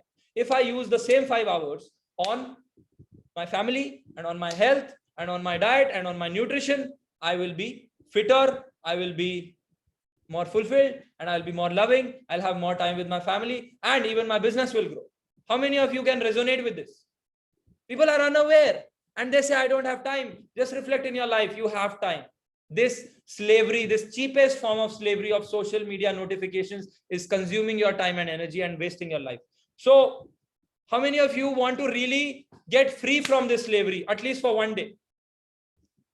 By the way, how many of you have heard of detox, emotional detox, diet detox, physical detox? There is something called digital dopamine detox. So we get dopamine from this. If we detox it, we'll have more space. So, you know, people go on fasts. When you go on fast, your body gets detoxified. All the toxins are removed. Your body is rejuvenated. Each and every cell in your body is rejuvenated.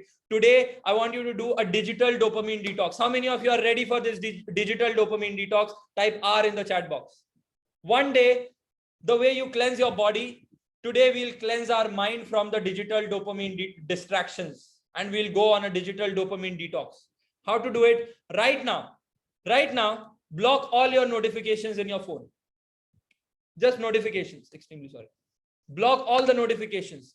Go to the settings. How many of you will do it? How many of you have the courage? I know it's scary. People feel, अरे इसके बिना होगा क्या? पता नहीं मेरी life चलेगी कि नहीं चलेगी. Let me tell you, इसके बिना जब मोबाइल्स नहीं भी थे, तभी भी लोगों की लाइफ चलती थी, तभी भी वो खुश थे, तभी भी उनकी फैमिलीज थी, तभी भी उनके पास पैसा था, तभी भी वो सक्सेसफुल थे. तो एक दिन के डिजिटल डोपामिन डिटॉक्स में जिसमें सिर्फ आपको नोटिफिकेशंस बंद करनी है, you are not going to lose anything. How many of you are committed to do it and feel you have that in your mind? You have that courage and commitment. So guide how to do it. Go to settings, notification. Go to settings in your phone, notifications. Turn notifications for all apps off. Turn notifications for all apps off. Right now, do it. If you are not doing it right now, then there's no point. Just do it right now. Tomorrow you will thank me because you will wake up with a clean mind, where no negative impressions or no impressions from the outside would have gone. So now you have the space to create your own impressions, to create in your mind what you want to create, not something which the social media wants to put in your brain. So turn off the notifications. This includes your Facebook, YouTube, Instagram, Amazon. If you are a shopper, if you are an online shopper, if you are shopaholic, turn off Amazon, Flipkart, Myntra. One of our participants recently was sharing कि मैं online बहुत shopping कर देती हूँ तो मैं पैसे नहीं सेव कर पाती हूँ क्योंकि वो नोटिफिकेशन आता है मिंत्रा वालों का, फ्लिपकार्ट वालों का, अमेजोन वालों का और मैं तुरंत बाय कर लेती हूँ तो मेरी सेविंग्स बहुत कम है. See how distractions and this kind of a slavery of digital dopamine even consumes your money and leaves you in states where you don't have money to invest in right things, where you don't have money to invest in your personal growth, where you don't have money to invest in your mastery, in your personal mastery, in your spiritual growth. You don't have money because you are investing in these kind of things. Now people ask me, why do you charge? when you're offering this. Now, you don't ask these questions to those people who are selling you shitty products, which are consuming your energy. You don't ask this to your Burger King. You don't ask this to your Coca-Cola. You don't ask this to your Netflix. You don't ask this to your cable operator. But to pay 97 rupees, it looks big to you. And that too for your own growth, that too to a person who has devoted his life to your growth. Negativity is marketed. But if someone wants to promote positivity and show that there is a better way to live, people question them. People criticize them. How sad is that? That the world doesn't want to grow, but they want to consume negative products. They want to consume what is destroying them and their future generations.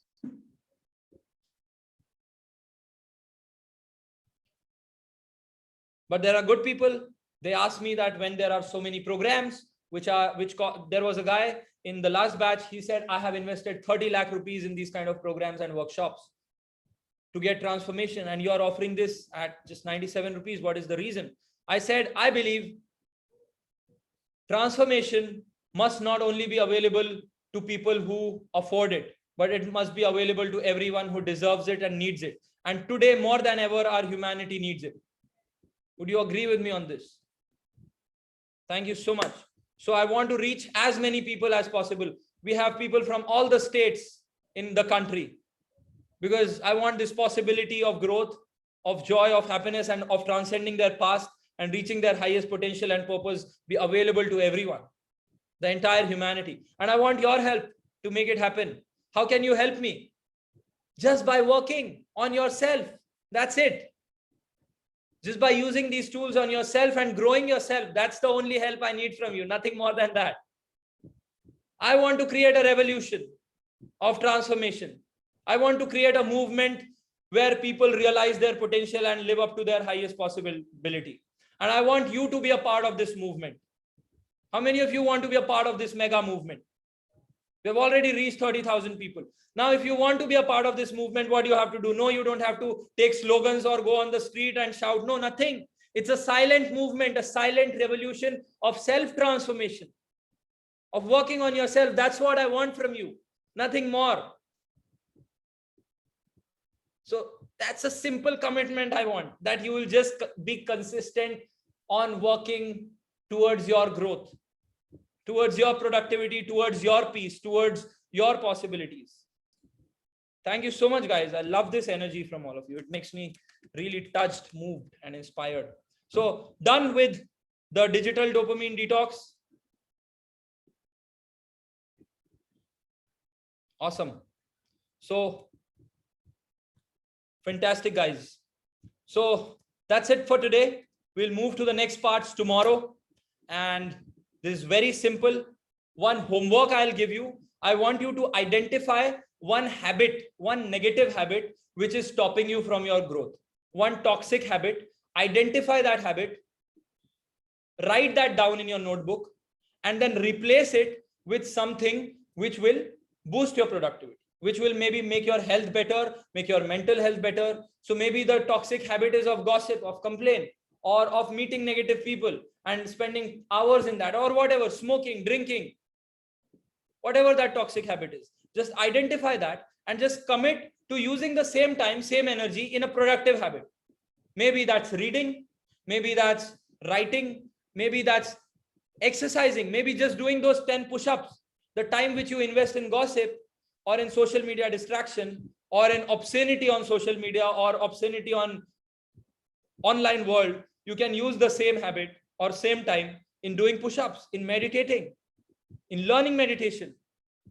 So find that one negative toxic habit and replace it with one positive. So as I realized, I was procrastinating, by gossiping a lot 5-6 years back when I was in that pit, because people who are in pain gossip a lot. They find some relief, but that's not a permanent relief. That's a temporary relief. And for this, and if we want permanent changes, we cannot just rely on temporary reliefs. So when I realized that how much time I spend in gossip, it was like hours with negative people. I replaced that with reading books, because when I was reading books, I was really interacting with great minds. You all know this. And as I replaced it, as I became conscious and committed to it, my life changed.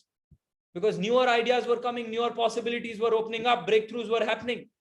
And now I was a new person. I had a new environment. I had new people around me where I was not gossiping, but discussing ideas, where I was making an impact, where I was adding a value, which has taken me here in front of you to serve you. Right? So replace that toxic habit. Fantastic, guys. That's it for today. Just be there for 1 minute, because let's do a quick review. Because if we don't do a review of what we have learned, then what happens is we tend to forget it. It won't get deeply ingrained in our mind and we won't be able to apply it. So what we did today was, first we saw how procrastination is stopping us and we committed to kill procrastination. We saw the possibilities. We saw how past stop us and how it can stop us forever. So we committed to drop it. And then the third was remove. The next one was digital dopamine detox. The next one was removing that toxic habit. Now, before we go, I want you to close your eyes once. Just close your eyes once. So we will make it easy. Sometimes these kind of things, processes look difficult, but once they get clearly established in our mind, it becomes easy for us to apply the learnings, for us to really see the results. So I want to establish and deeply ingrain whatever we have learned in today's class. So I want you to close your eyes and just observe. Just let's create today's day. How will you live today? So you go back. There is no social media distraction. You feel a good space within yourself. Now maybe you use that energy in your productivity, or you read something new, you learn, or you invest in some new skill, or you connect with a good person, a good friend in the same time. And you don't procrastinate throughout the day. The past is not appearing in your mind. So the slate is blank and you are thinking of great things for the future, for the present, how you can add more value in your loved ones, how you can add more value to the society, to the community, how you can solve some problems. You're thinking about at least the ideas, because any action starts from thinking, from ideas, from ideation. So you're thinking about that. You're feeling good about yourself. And then tomorrow comes, you sleep well, you go through a deep sleep, you wake up early in the morning, you come tomorrow, you meet me, you go through some more transformations, you understand the value and the energy which you're getting from the community, and the next day, and the next day, and 1 week has passed and you have not procrastinated. Whatever you committed to, you accomplished it. Whatever you committed to, even slightest of actions, you didn't procrastinate at all. You committed to doing it at 11 a.m. and you did it. You committed to do it at 1 p.m. You did it. You committed to do something at 6 p.m. You did it. And 1 week has passed like that. Now you look back and you're like, wow, whatever I was procrastinating upon, I'm doing it. And I have already accomplished many things. And 1 month passes and you didn't procrastinate at all. You're living at your fullest potential. You're performing to your peaks. And then 2 months passed, 3 months passed. You look back and you're like, wow, the procrastination has died completely. And just look how you feel. Where is your self-esteem? Where is your self-confidence? What results have you produced? What financial strength have you produced? How you use the same time and energy to do something wonderful, something productive. And 1 year has passed. Now just see how you feel in that state, where you are no more distracted by outside situations, where no notifications can distract you, where no procrastination can pull you down. You have reached the peaks of your energy. You have reached the peaks of your integrity, of your discipline, of your focus. You're completely aligned with your purpose. You're completely aligned with your destiny. Why you're here on this planet, you know as clearly as you can, and you're headed towards a higher purpose. That fire within you has got ignited. And consistently every day you're building your life and you're living your dream life. And you're moving towards higher and higher growth, higher and higher success, higher and higher peace, higher and higher productivity, higher and higher spiritual growth and evolution. And you feel complete within yourself. Now you are a leader. You are a creator. You are a powerful being now. You are a truly, completely powerful being now, with this energy ignited within you of living your life to its fullest, living your life in a distraction-free way, of mastering your destiny. Now you have the power to be the creator of your destiny, to be the master of your destiny. Feel that power, feel that energy within your heart, and allow yourself to get established in this energy. And with this energy, you are going to create today's day and tomorrow's day and the entire month and the entire year and the entire life. Feel the power of it. How will you become? What will you do? What will you achieve? What will you create? And how will you feel within yourself? What kind of a human being will you become? Just see that as clearly as possible in your heart and gently open your eyes. Gently open your eyes. Let's make it happen. Let's commit, guys, to making this not just a possibility, but a reality in our life. How many of you are committed? Type C in the chat box. How many of you feel powerful? How many of you really somewhere saw your higher self, which is free from this pain and this distraction and this past? And where was this higher self hiding? You are saying you could see it. Where was this? It was already there within you. I didn't do anything. You just saw what is there within you. Now, the more you are connected with that, the more you are reminded of that, the more you will reach there. Because human beings need to be reminded of their greatness more than they need to be instructed. And all of you have greatness within you. Muhammad Ali said, I'm going to show you how great I am. I say I'm on a mission to show you how great you are. And you saw that greatness. We just have to keep on continuing with this, with consistency, with grit, with determination. So let's make it happen, because I know if you make it happen, it will change you and it will change your family and it will change the society, and society will change the nation. So together we are moving not in the direction, not just in the direction of changing ourselves, but truly changing the nation and the humanity as a whole. And these are not words. If we commit to it, you will be able to see this possibility. If you take action towards that, we'll see this happening and our mind will be aligned with that higher possibility. So let's make it happen, guys. Thank you very much. Lots of love, lots of wishes. I want you to apply these things in your life. And tomorrow we will meet live. There is one more thing. I want to gift you something, because you have stayed here for even long, 22 minutes more. You just blocked 2 hours, but you are here 22 minutes. So Darshan wants to talk to you and give you a gift. So Darshan, can you give that gift to our people today? Darshan, can you come on the screen and give that gift to our Peaceful Peak performers? Yes, Darshan. I'm making you the just be there, guys. I have a gift for you, because you have shown so much of commitment and participation. Thank you, Edna. Thank you so much, Edna. Darshan, you are the co-host. All right, so let me just Yes, hi, Darshan. Darshan is the one because of whom we have connected. Without him, he wakes up throughout the night. He doesn't sleep. Sometimes he doesn't eat. Let me tell you, his grandmother died, but the next hour he was working with us on making it happen. The reason is, he tells me that when I'm working with you, through you, thousands of lives are being changed. Thousands of lives are being transformed. And that gives me the drive to not make any excuse and actually work tirelessly. Right. So thank you so much, Jai. Mano, that was really wonderful. Coming from you, I would say, look, why died and still I was on a call on the same day, because a mission, right? I align with the mission of yours, right?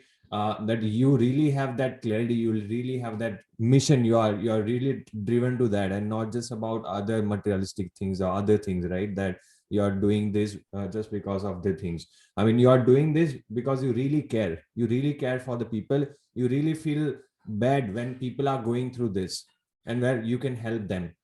And when you say that we really want to do something like this, I was like, yeah, let's do it, right? Because people really need it, right? And definitely they need someone like you to guide them through this path, right? So how's everybody doing? Just type in the chat box, how's the session like? Did you really like, if your mind was blown, just type blown in the chat box, BLOWN, right? Just type in the chat box and let me know, right? So full of Josh, great, blown, right? So definitely, right? That's what I love about Jai.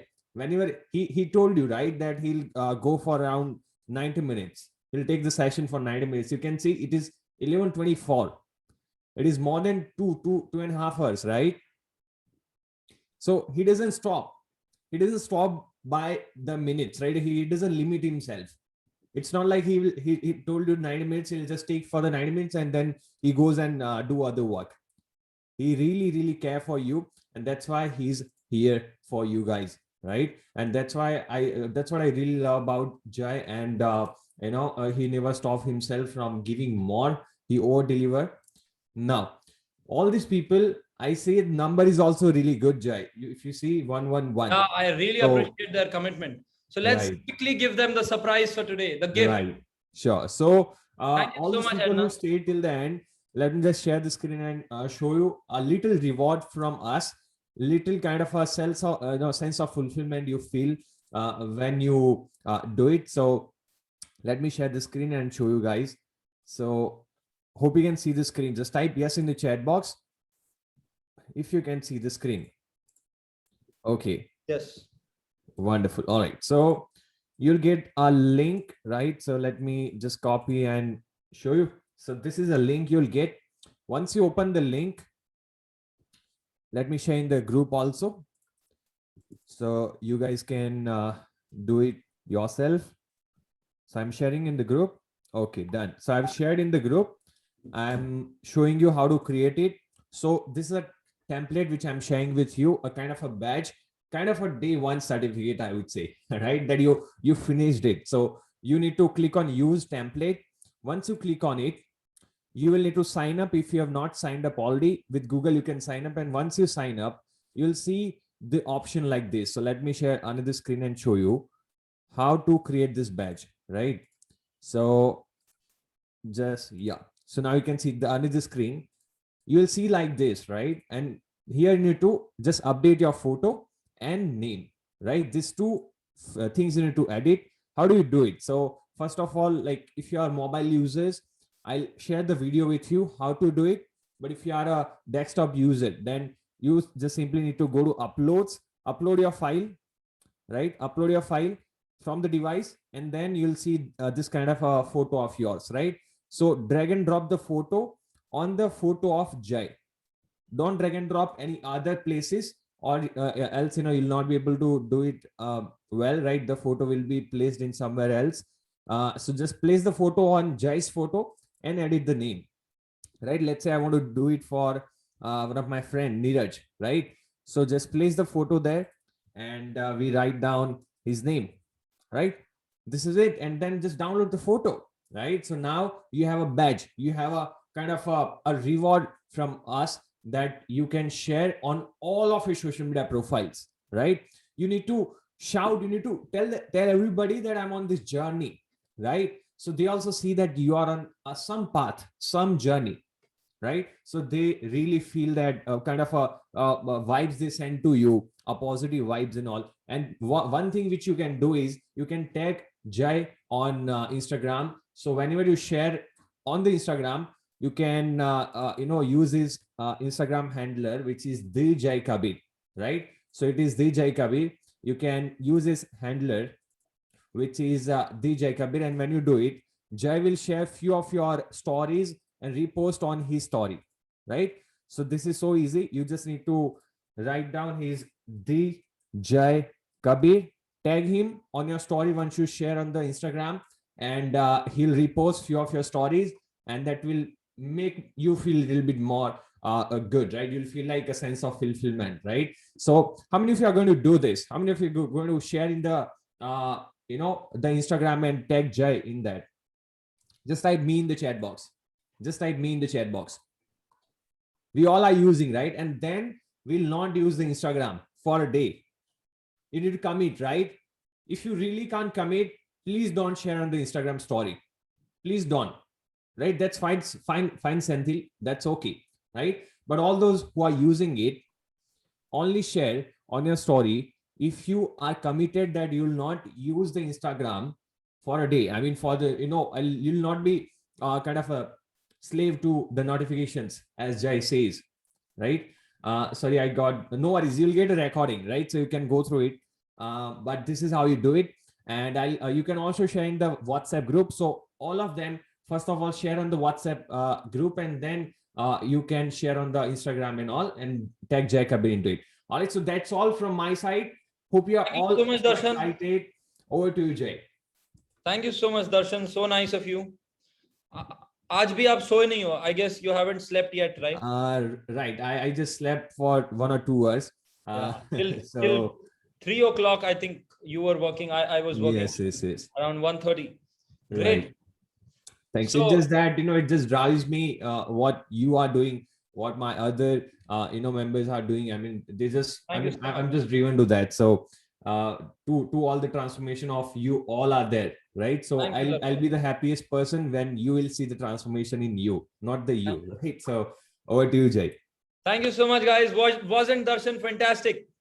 He speaks so much with love and with care.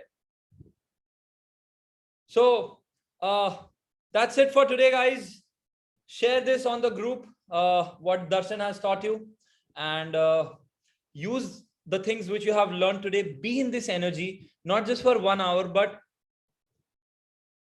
till the time you fall asleep, till the time you are on the bed.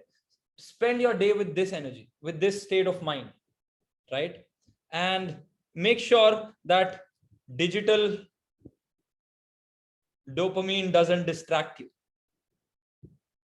Digital distractions don't really deviate you from what you want to do and achieve, and start to accomplish few things which you might be procrastinating for a long time. Just try to use the same time to do something which you are procrastinating for a long time. Just do it, right? Make a list of few things, and tomorrow we'll go into deeper processes of destroying procrastination, of learning how to wake up early in the morning easily and effortlessly, and much more awaits you. Till then, lots of love, lots of wishes. We can connect on Instagram. You can follow me on Instagram, where I keep sharing more wisdom, more insights about productivity, about performance, about spirituality, about growth. So you can do that. Thank you so much, Parki. Thank you, everyone, guys. Lots of love, lots of wishes. I hope, wish, and encourage you to make this one of the best days, one of the best mornings of your life. So once again, good morning, because if the morning is good, make it better. If it is not good, make sure you find ways to make it good. And if it is already fantastic, then maintain that. So have a good, fantastic morning. Lots of love, lots of wishes. Take care. And don't forget to leave your feedbacks on the group.